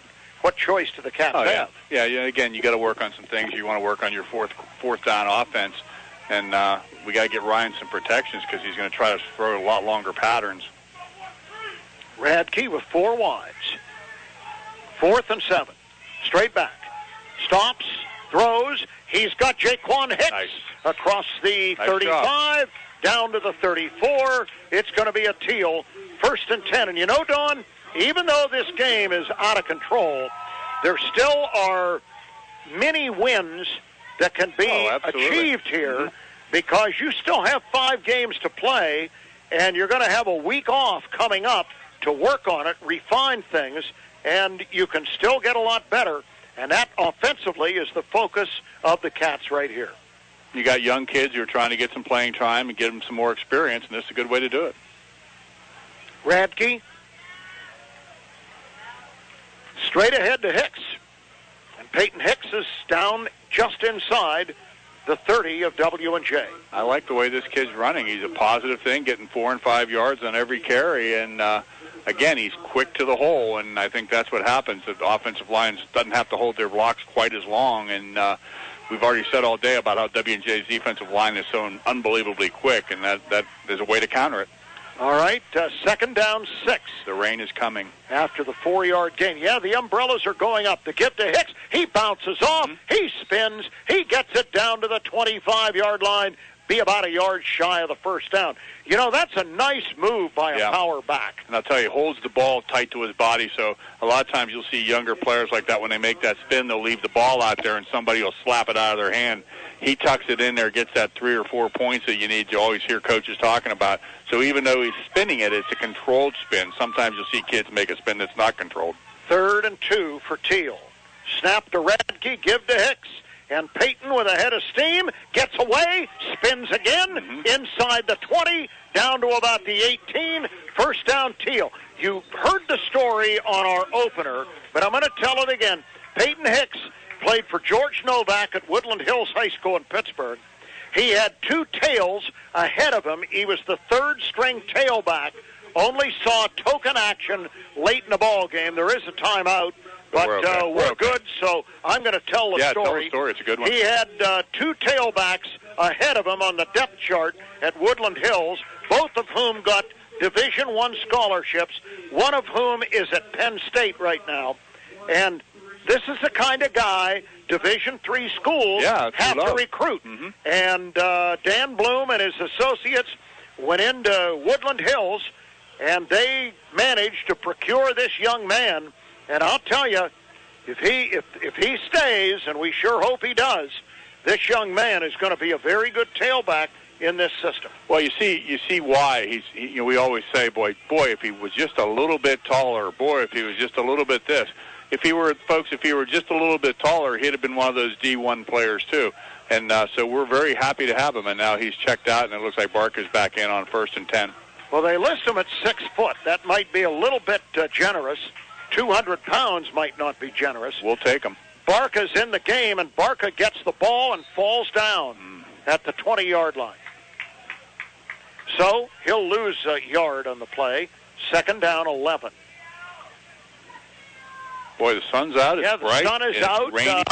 It is raining a bit. There are heavy clouds overhead. I don't think we're going to get a storm. Probably need that's what we do not. Somewhere. That's what we do not need here. Is any lightning and then an hour delay. No, we don't need that. We're not going to have anybody here if we have that, including us. Radke, 2nd and 11, is back. Throws the out. It's caught by Deshaun Bracey, and Bracey is out of bounds at about the 16-yard line on the far side. That's a nice pitch and catch. Again, these are the things you work on. Forget the score. Forget all that. Work on the things that you can get better at. You still have 5 games left in this season, and quite frankly, there are a lot of winnable football games. We talked about that earlier. I think the Cats can be competitive in every game they play as long as they get better and better. Like Coach Liebheimer used to say, let's get better today than we were yesterday, right? Well, that's what you have to work on, no doubt about it. 3rd down and 6 for the Thiel offense. Snap is back. There's the screen dropped by Bailey. Boy, you won't see that too often from Bailey. He was running before he had the ball at the 10-yard line. Yeah, that wasn't a case where he had crocodile arms or anything. He was trying to run, trying to make a play. You could put that in the video log, and you won't see too many of those. So it'll be 4th down and 6. And Bailey is going to come out of the ball game. I wonder he got shaken up. He took a shot. Yeah, I think he did on the arm, I think. He's probably got a stinger a little bit. But the Cats send Horvitis and Thompson, and the 3rd wideout to this side is Fitzpatrick with Bracey top right. Back is Radke. Radke calls the draw. He's going to run. He's going to have a tough time getting the first, but he does. He does. He gets inside the 10 and is going to be run out of bounds at about the 8-yard line. So it'll be 1st and goal. Thiel at the 8 of W&J. Junior defensive end Freddie McKissick had him dead on, zoned in. That's why you said it's going to be tough to get the first down. And Ryan put a move on him, and McKissick just sort of went for air, and Ryan went around the end and got the first down. What are we doing here? I don't know, but the Cats have Cody. Is that Cody Dinger in the game? 19? Yep. By golly, that's his number. We haven't seen Cody Dinger, the sophomore from Girard, Pennsylvania, yet this year. He's been kind of dinged up. Yeah, right? He's really been dinged up. And so that's good to see him back out there. Good young player. Oh, yeah, he was fun last year. That's Cody Dinger. We're sure glad to see him out there. All right, Radke is in the gun on 1st and goal from the 8-yard line. Here's the give to Peyton Hicks. Cuts it outside. Tries to get around the corner. shakes a couple tackles and gets down to the 5. Nice that was job. a pretty good run. Yep. 4 yards, zigging and zagging and dipping and dashing. Yeah, that could have very easily been about a 3-yard loss, and he turned it into a 3 or 4 yard gain. So 2nd and goal at the 5. I like these athletes. Oh, I do. It's a tough day today, but I'll tell you, you learn more from failure than you do from success. Yep. So these guys will grow from it. And they're going to play a good team 2 weeks hence. They're going to play a good team for the next 3 or 4 Case weeks. Western, they're going to play a good team down at Gessling Stadium in a couple of weeks. And Carnegie Mellon, here's the give to Hicks. And this time he gets back to the line of scrimmage and is rejected quickly. Justin Bauer on the stop that time for W&J. They don't want to give up a touchdown. They've got their defensive pride as well. And but the Tomcats got a nice little drive going. They're showing some plays and showing some people. And let's see if we can punch this thing in, guys. All right, it's going to be 3rd and goal.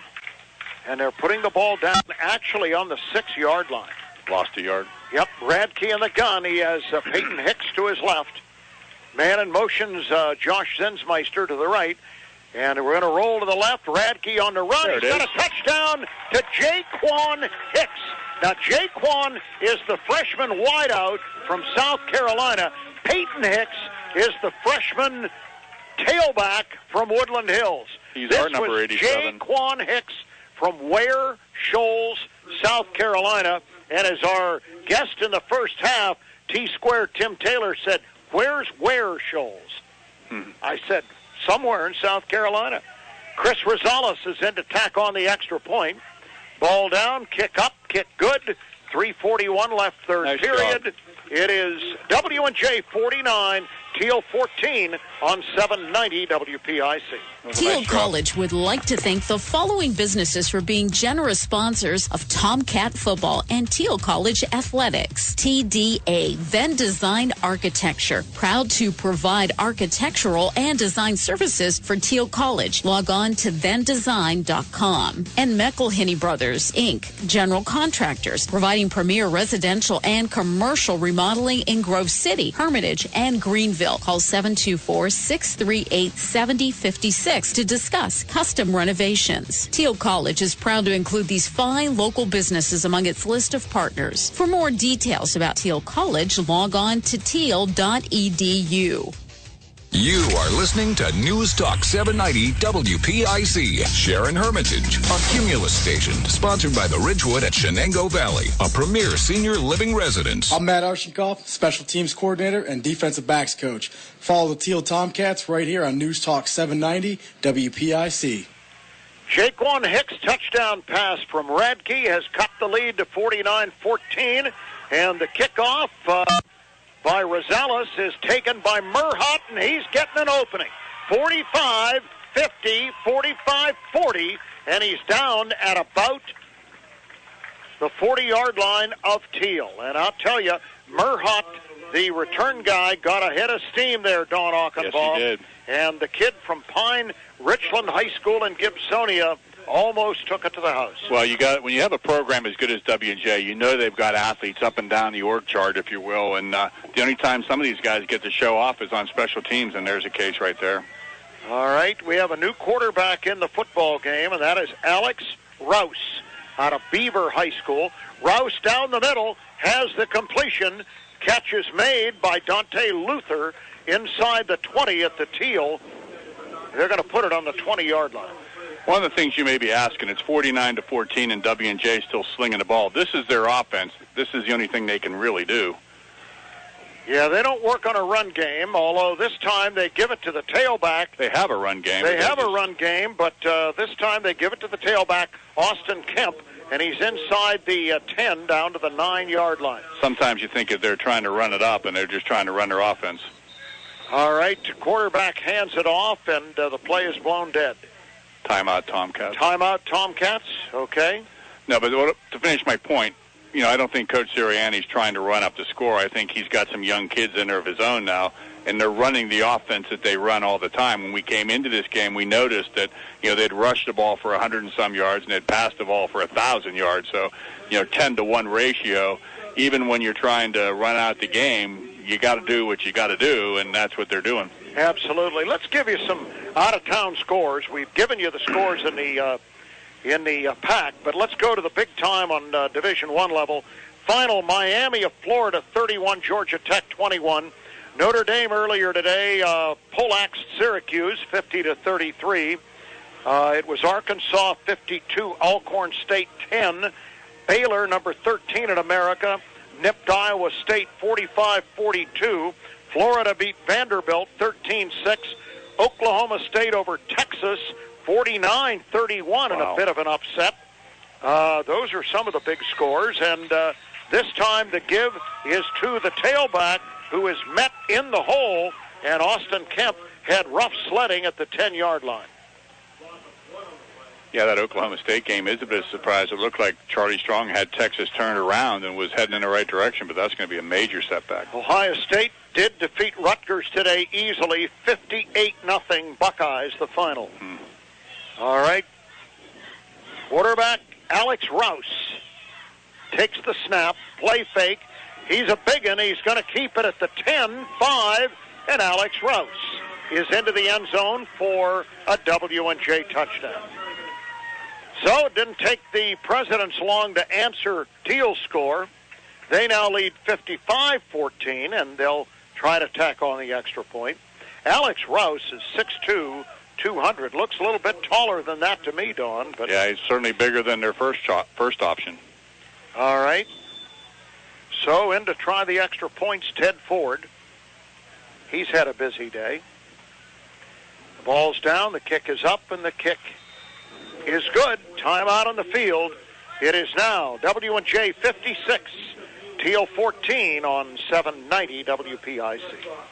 Thiel College would like to thank the following businesses for being generous supporters of Tomcats football and Thiel College athletics. The Greens of Greenville. Log on to greensofgreenville.com. Ilsco Extrusions, one of the industry's most efficient aluminum extrusion mills, and proud to support Thiel College. Log on to ilscoextrusions.com for more information. And the Thiel College Blue Gold Club, proudly serving the Thiel College athletic programs since 1990. Thiel College is proud to include these fine local businesses among its list of partners. For more information about Thiel College, log on to thiel.edu. I'm Ryan Matvico, wide receivers coach. You're listening to the home of Thiel Tomcat football, News Talk 790 WPIC.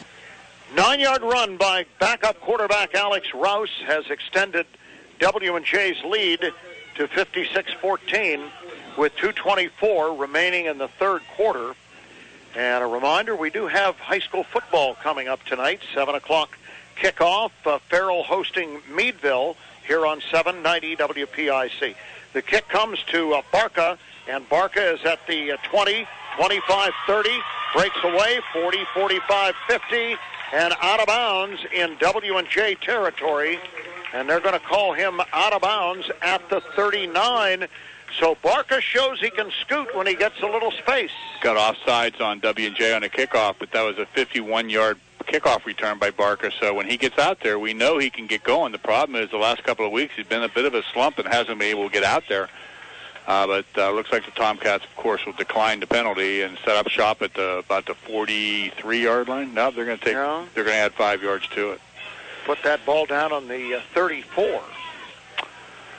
Yes, sir. So the Cats come out with essentially their first teamers. Yep. And Radke is the quarterback, but then he has Peyton Hicks in the ball game beside him at the tail. 3 wides, he gives it to Hicks. Yeah, but boy, Hicks found the sledding tough there. You can spin Big all old you want. Jared Webb was in the hole from the Dukes of Marlington over in Alliance, Ohio. How'd he get away from Mount Union? That's right down the road. Yeah. Well, a Mount Union guy went over and recruited him. He said, hey, I remember you, Sirianni. You played for the Purple Raiders. In case you're just joining us, both head coaches, Mount Union grads. Dan Bloom of Thiel and Mike Sirianni of W&J. Radke's going to be spun around and taken to the turf and up to celebrate and effervesce a little bit unnecessarily was Eric Higgs, a 260-pounder from Ringgold High School in southern Pennsylvania. Ringgold Rams, right? Yeah, the Ringgold Rams. Holding against Thiel is going to be declined because of the loss. It's going to set up third down and a bunch. Thiel's on the W&J 44. They started out on the 34, so. Yeah. So 4th and 20, minute 32 left in the third quarter. 3rd and 20. Oh, 3rd and 20, yeah. Yeah. All right, Thiel's at the line of scrimmage.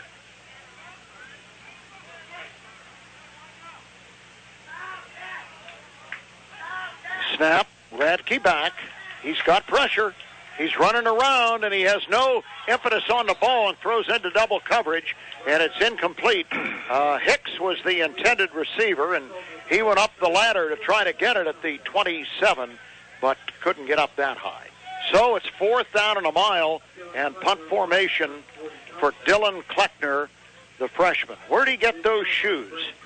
My goodness, he's got on psychedelic shoes and pink socks. Yeah, I think it must be breast cancer thing. The pink socks, yeah. The aqua green shoes doesn't really go with the blue and gold, but yeah, hey, well, don't tell kids that. You can't. It's colorful. They're kids. You can't tell them anything. Snap, and he gets the kick away, and it's good end-over-end kick. Going to come down to Merhot at about the 10, and he's going to dance to the 14-yard line where W&J will have it 1st and 10. And who was the good cover man there? Peyton Hicks. Peyton Hicks, okay. Well, look at those calves. He looks like Popeye. You know, he's got those big calves. He looks like a smaller version of Earl Campbell. Yeah, 34-inch thighs, Earl Campbell. He had to have his pants custom made. He had to be rich. Biggest thighs I've ever seen on a running back. Can't walk today, but... No, he can't. Took too many hits in those thighs.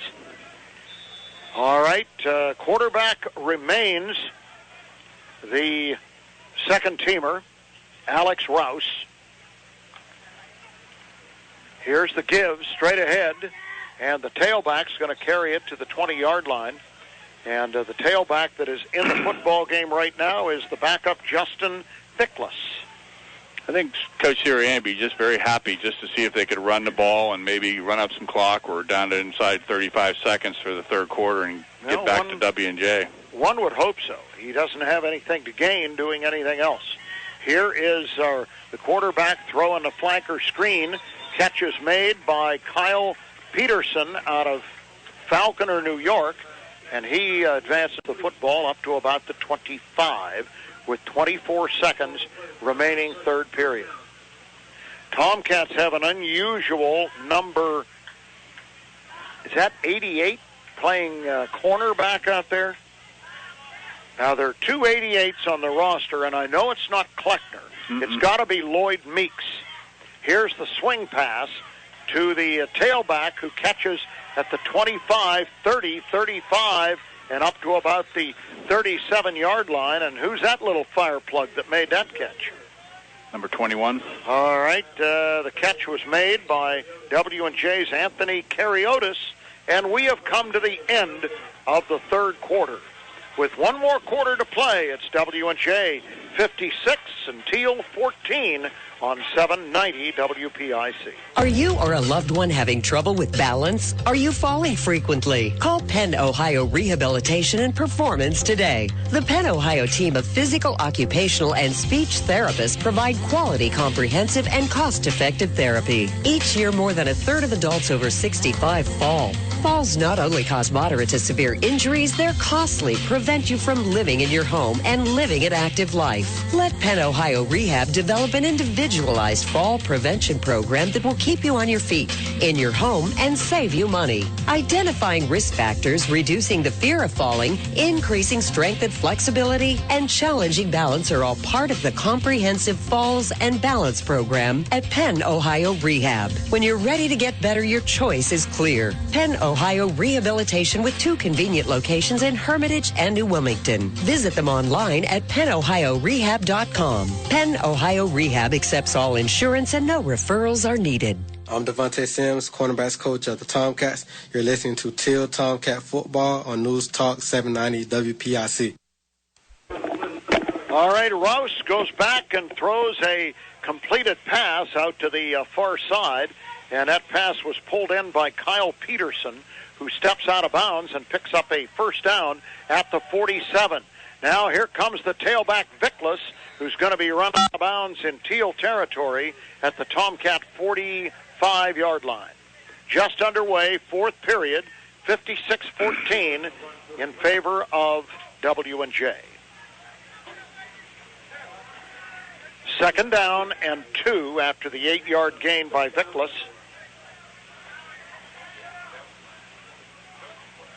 Alex Rouse and his linemen were a little too eager on the right side, Don, and there's going to be encroachment, I think, on W&J.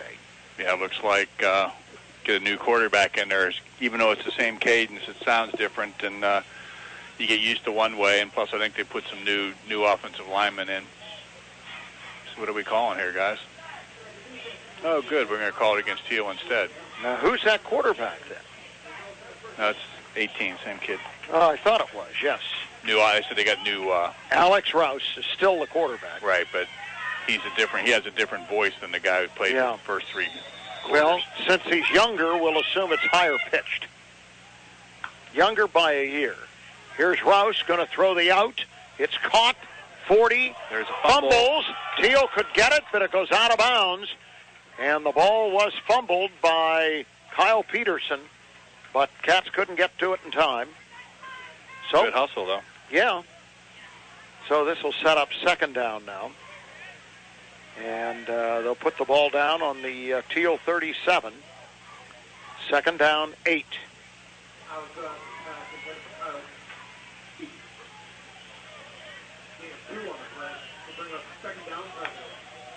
Rouse is back.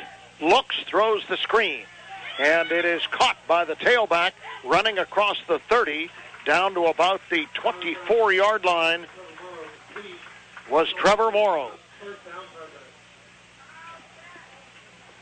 Just doing basic plays. They're not doing anything fancy. They're just running their basic offense. It's not like they're trying to run double reverses or anything. They're just Tomcats just need to step up, and they're kind of tired right now. They've been on the field a long time. Morrow stays in, and Morrow has the fake to him, and the pass instead is thrown over to the right, and Meeks runs the receiver out of bounds, and that was, I believe, Brandon Toy, or Braden Toy, who made that catch for W&J. Nice job by Meeks. Meeks is wearing number 88 because he started the season as a wide receiver, and we have so many wide receivers that he probably switched him over to defensive back. He's playing well so far today. All right. Morrow will line up behind quarterback here. Alex Rouse. Rouse back, going to air it out into the corner of the end zone, and the ball's caught. Incomplete. But they're going to say it's incomplete. Did not maintain control out of bounds. But still a pretty good catch by the big tight end, Tim Swoop. Yep. Nice job by Dabrowski that time, pushing him out of bounds before he could get his foot down in for the first time, or for the catch, and sets up 3rd and 12. 3rd and 12 for W&J on the Thiel 26-yard line. Haven't seen much of that everybody standing up defense that we thought we'd see No, today. We haven't. Rouse in the gun. Is back, going to throw the swing, and here comes the tailback, Trevor Morrow, inside the 15 and down to the 10-yard line. Dabrowski made the tackle, but not until Morrow completes that pass. Rouse completes that pass to Morrow for a first down. Had him pinned back again, 3rd and 12, and they let him off the hook. It's been the tale of the day so far for the Tomcat defense. Ball's put down on the 10-yard line of Thiel. And we have another tailback in the football game now. Into the football game is Austin Kemp, I would assume. Going to try a field goal? They're going to try a field goal, okay.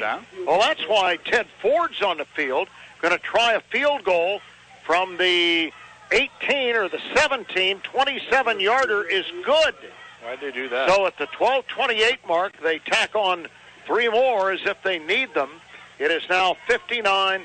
It's all about getting practice, I guess. It was first down.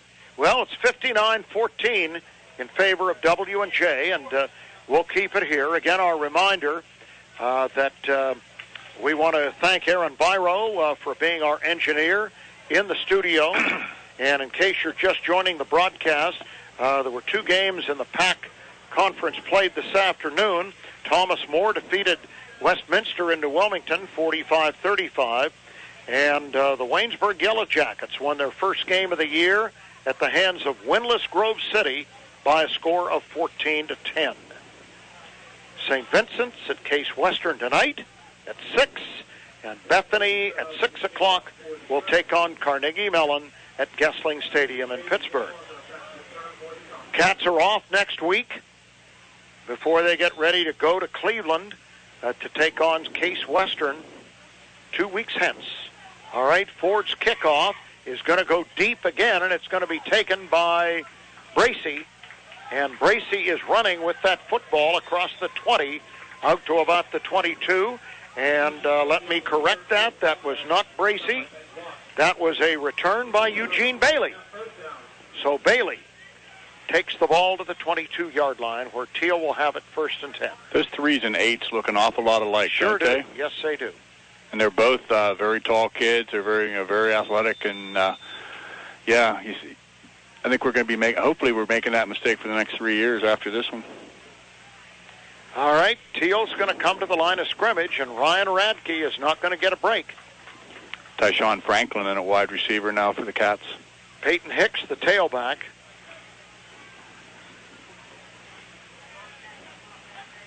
Snap, and he gives it straight ahead to Hicks. And a bunch of white jerseys are right there to stop him at the 22-yard line. Clock runs to 12:10 remaining in the ball game, and I think both coaches right now would be very happy to run as much clock as possible. Well, the sun's back out. Yeah. Stopped raining. Been a good day for football. Really has been, other than the score. Yeah. I'll tell you what, though, you take the emotion away from it, and that's hard for me to do as a Tomcat fan. W&J has got a nice football team. Cody Signs wide to the right. Here's the snap, and Radke rolls left. He's being chased. He gets away there and throws the ball over into his bench. So it's going to be 3rd down and 10 for Thiel.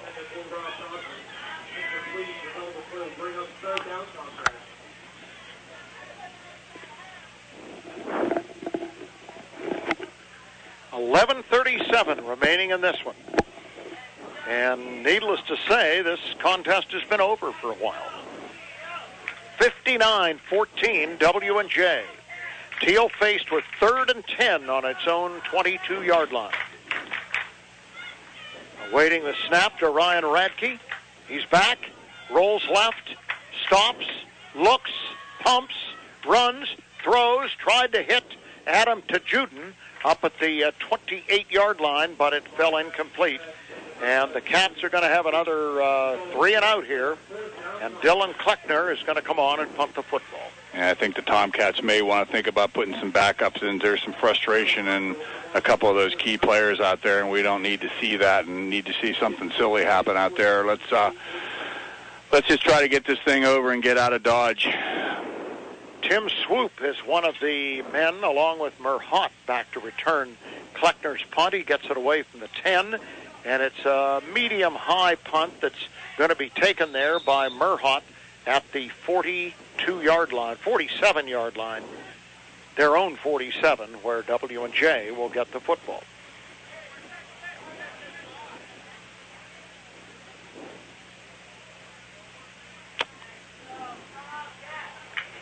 All right, quarterback in there for W&J remains Alex Rouse. And Rouse is going to deploy 4 wide receivers. This is the W&J offense, as Don was saying. They throw the ball. They don't run the ball much, but they're going to run it here, and they give it straight ahead. And with the football is Jordan West, a freshman running back out of Little Washington High School, right up the road from his college. Sean Siebert from Grove City on the stop. The Grove City High School Eagle making a play that time for the Tomcats. Gain of 2, 2nd down, 8 to the 49. Reese in the gun. Takes the snap, going to throw the quick pass out here. There's the block on the corner that they do so superbly, and Kyle Peterson has taken the ball across midfield down to the 43 of the Thiel Tomcats. Enough for a 1st down.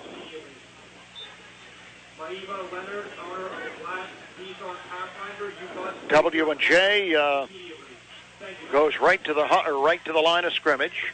Clock runs to 10:43.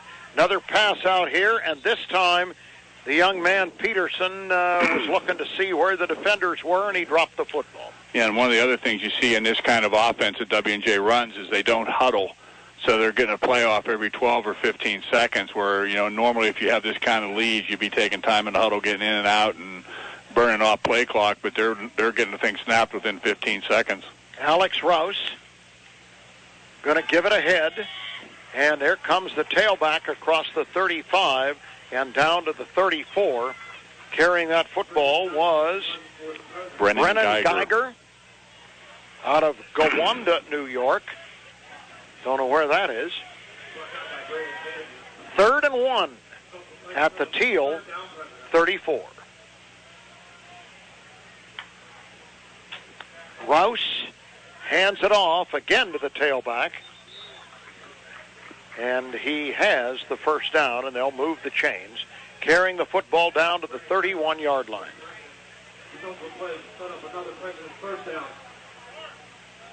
Brennan Geiger remains the tailback, getting his first action today.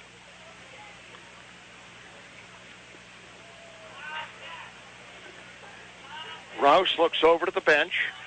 Clock is down to 9:50 in this ball game.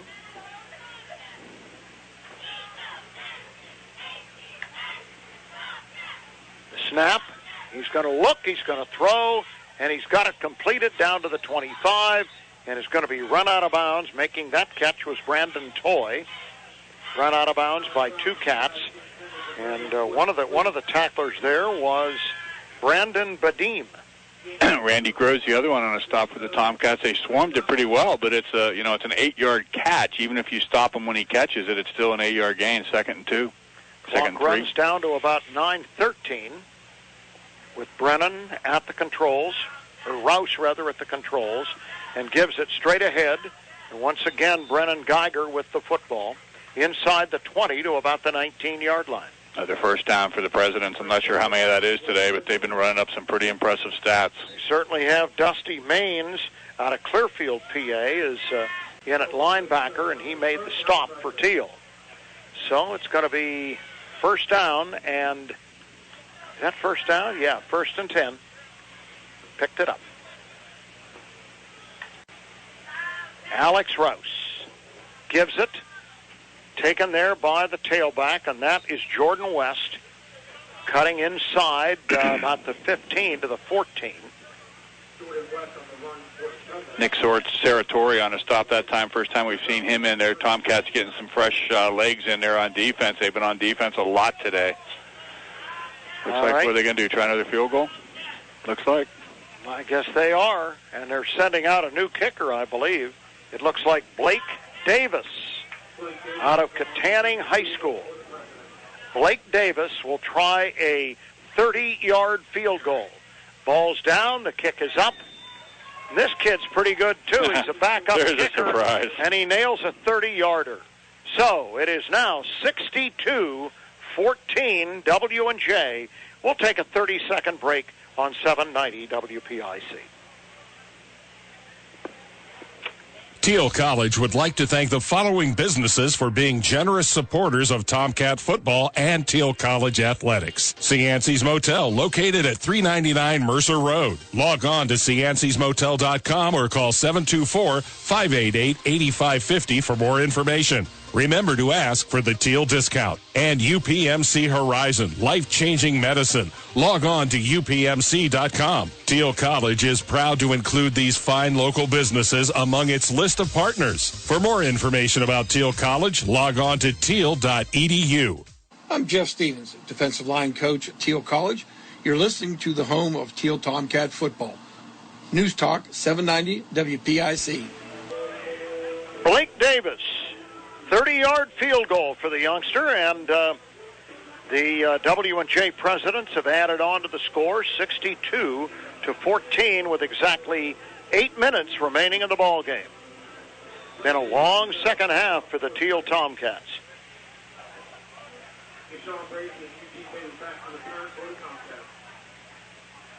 Bracey and Bailey are deep for Thiel, and Bailey is going to get the ball at the 4. He's going to run left, look for a block from Bracey, and doesn't really get it, and is down at about the 13-yard line, where Thiel will have it, 1st and 10. Tomcats had set up a wall on the far side of this field, but he couldn't get to it because W&J just does a good job, even with their second and third team special teamers. They do a nice job staying in their lane, and like you said earlier, Hugh, they're just a very disciplined football team. Sure are. Going to put the ball down at the 14-yard line. And Thiel we got a new quarterback. We have a new quarterback in there. Okay, this has to be Josh Dando, the sophomore from Laurel High School in Lawrence County. Dando's a big kid. He's about 6'4", and he gives it straight ahead. And we have a new running back in there, John Green, the 185-pounder out of West Mifflin High School in Pittsburgh. And John Green's the number 4 tailback, but we hear good things. But we hear good things about him, and I think he's going to play some football here at Thiel. Only a freshman. Josh Dando, the holder, is also the backup quarterback. Dando, the snap, he's going to give it straight ahead to Hicks, and gets a couple of yards up to about the 23-yard line. Going to be 3rd down and short. 3rd down and about a yard for Thiel. We haven't seen much of Dando over the last year and a half, 2 years, but Coach Satterfield, who we respect a lot as his judgment, thinks very highly of this young man, thinks he's got great potential. He's a young boy. He's got big body. Just, get him in the weight room for a year or two, and he could be the heir apparent to Ryan Radke. 6'4", 210-pounder. Oh, and the snap goes over his head. He picks it up. He's scrambling, and he's going to go down back at the 16-yard line. Boy, that's too bad. It was third and short, and now it's going to be 4th and long. It was high. He just wasn't prepared to catch the high snap. It wasn't impossibly over his head, but as it is now, it's 4th down and 8. And Thiel's going to go 3 and out. Well, you'll see that in a shotgun like these teams run now, where he's got so many things he's got to read on the defensive side that sometimes, especially young guys, they forget to look the ball in. They're so busy with their eyes down the field seeing what the read on the read option is going to be. And that time, center just got it up a little bit outside of his eyesight, and Tomcats have to punt it away. Swoop and Toy are deep to receive. The kick. He gets it away at the 5. It's going to come down here to a big return man, Tim Swoop, 6'4", out of Peters Township High School. You're not going to see a bigger return man in the NFL than that. He's a tall guy. Looks like he'd be playing forward for him on the basketball team. Yeah. Ball's on the Thiel 48, and W&J will have it 1st and 10 as the clock is at 5:50 in this football game. And right now, quarterback for W&J. W&J is bringing in, its 4th quarterback? Jacob Adams, a freshman from Louisville, Ohio. Let me just mildly correct you, Mr. Auchenbaum. Over in Ohio, they call that Louisville. Well, they're a good speech school, so that's the only way I know. And here's the give, and carrying that football is Ron Tuck, and he had it tucked in there and got pretty good yardage. 6 on the play, 2nd and 4. It's a shame to see a whole community over there mispronounce their own town. Louisville, Ohio. Now, Louisville. I've heard of Louisville. Yeah. I thought it was spelled Lewis because you're so used to Louisville. Well, you have like that all the time. Pennsylvania. Yeah, I know. But it is Louisville. You can tell, folks, it's 62-14 W&J. We're talking about strange things. Yes, we are. Correcting pronunciation. Here's the give straight ahead. And that was Henderson. Yeah. Matt Crawford, the Greenville Trojan, playing a very good game for the Tomcats. The freshman getting to see a lot of action today. Put some pressure on the quarterback in the first half, but just not enough to get Coughlin down. Kyrie Henderson.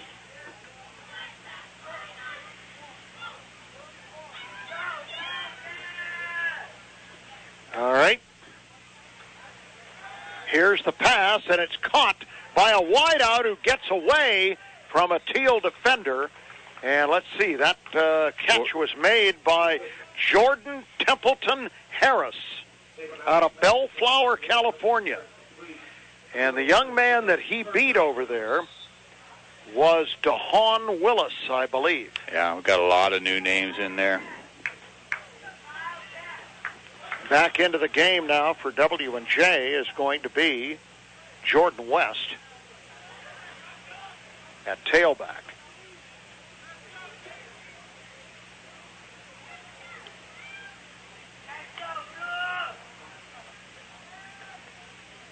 And West is going to get the football and run away from Willis at the 10 and is going to be tackled out of bounds. And Milne came over, the young linebacker we mentioned earlier, and secured the tackle at the 10-yard line.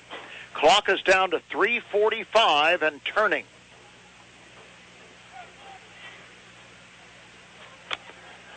They're making hits. They're just not wrapping up very well, and that's part of being young. It's part of being tired.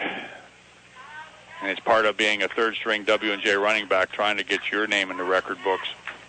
Okay, Jacob Adams is going to go under center. That's the first time I think I've ever seen a W&J quarterback go under center, and he takes a knee. Yeah, they're not going to. 62-14. Well, Mike Sirianni is not going to rub this in. You know that. No, he's a class act. He's a class act, but he has not been doing it all along, and least of all is he going to do it to a fellow alum of Mount Union. So clock's running now down to the 2:50 mark, and the quarterback Jacob Adams out of Louisville, Ohio, is just going to stand there and look at the play clock, which is down to 10, and just allow this thing to run. Third down and goal. Takes the knee. It's now fourth down. Now, do you take another knee? Yep, they're going to take another knee. I would guess you do. Why would you do anything else as the clock continues to run? 30 seconds on the play clock. Things are pretty relaxed on the W&J bench. I wonder why. 62-14, the Presidents over Thiel. I don't think they're relaxed on the other side, though. I think that new coaching staff is probably, I'm sure they appreciate the gesture, but I'm sure they're not happy with the gesture being needed. No. We're inside the 2-minute mark, and Adams is going to take the knee again, and that means they turn the ball over on downs. Adams won't want to look at his rushing statistics. No. That would be a -4 by my count. Yeah. So it's 1st and 10 Thiel, and I don't know. I wonder if Thiel will do the same thing here, Don, at 1:55. Well, you've got a new quarterback in there. You want to give him a little bit of experience, and I think Coach Sirianni would certainly understand if they tried to get something going. We just haven't had a whole lot of success here in the second half, and we're playing a very good football team, folks. We can't say that enough. I kind of shudder to think what's going to happen when we play Thomas More if they beat these guys by 30. All right, Josh Dando, the quarterback, and he is going to hand the ball off. And our back is nailed in the backfield. That's John Green, nailed back at about the 6-yard line. Clock runs to 1:38. Nobody seems to be in too big of a rush to get to the line of scrimmage. We do have the band at half is going to play their halftime show since they didn't get a chance to do it at halftime because of the homecoming festivities with the King and Queen. And once again, congratulations to the entire Thiel family for putting on just an incredible homecoming. This football team is going to get better and better every week, and we'll start winning these things someday. But right now, everybody's done a great job. Dando to not Peyton Hicks, Green. but Green. And Green is across the 15 out to about the 18-yard line, bringing up 3rd down and 5 for Thiel. And to finish that thought, Hugh, if I could, on the homecoming. Sure, go ahead. The clock continues to run. President Traverso, as her first year, she's met a lot of people. Just to see the return of people this time coming back for homecoming. I've been involved in a lot of these, and sometimes it's kind of like a ghost time, but this year they're all excited about some of the new stuff on campus, the new science corridor, some of the things we dedicated today, and President Traverso needs to be credited and her staff for putting on a very nice homecoming today. The Cats see the clock run to 31 seconds, and the play clock to 3, and they do snap it finally to Green, and Green is going to get minuscule yardage across the 15 to about the 17. That should do it. And that should do it with 18 ticks remaining on the clock.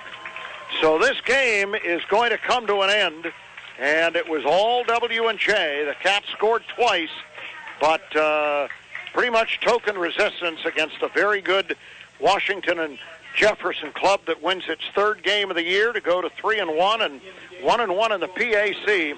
We'll be back to wrap this up after we take a 2-minute break.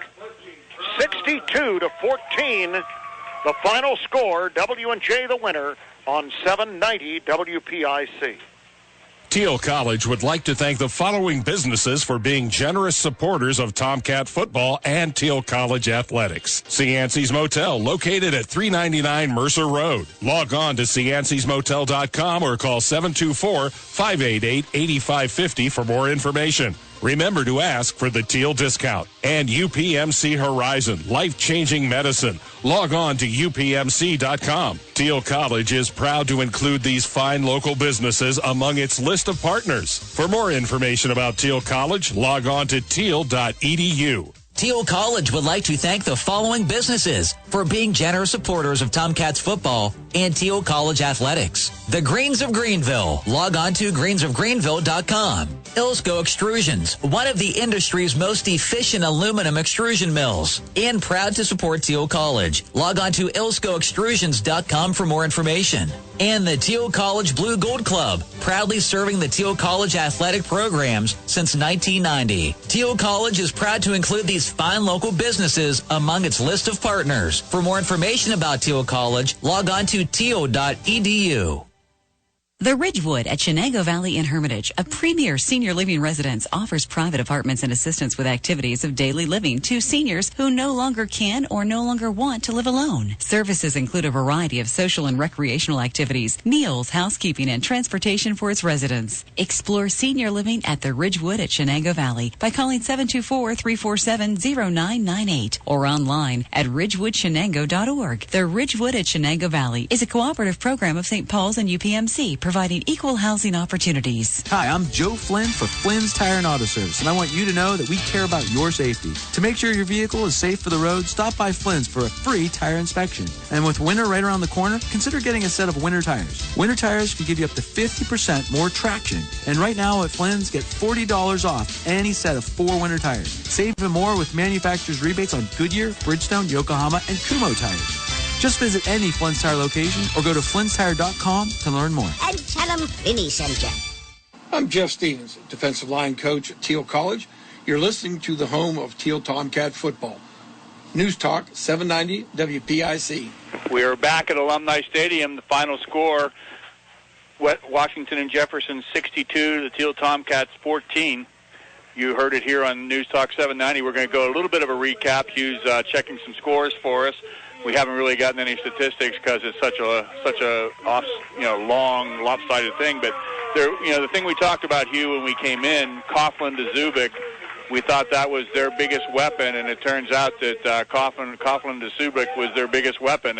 3 times they connected for touchdowns, and then when he didn't find Zubik, he sent him down through the secondary, and they hit their big tight end, Jake Cullen, twice for multiple yardage, over 30-yard touchdown passes. So Coughlin's the real deal. He throws sidearm. He throws funny. He delivers. He's small.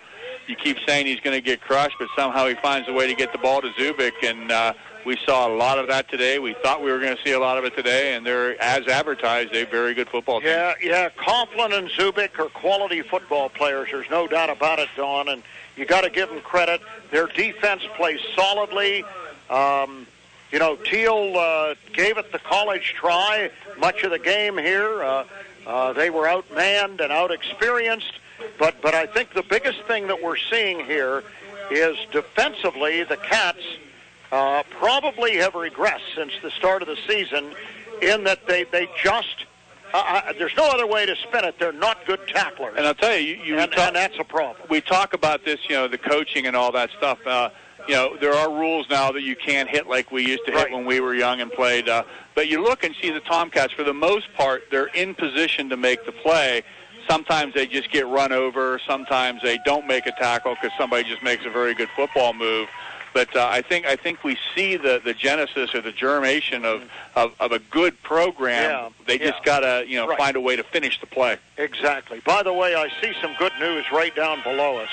There's Cody Wagner, the sophomore from Brashear High School in Pittsburgh, who sustained what appeared to be a very serious leg injury.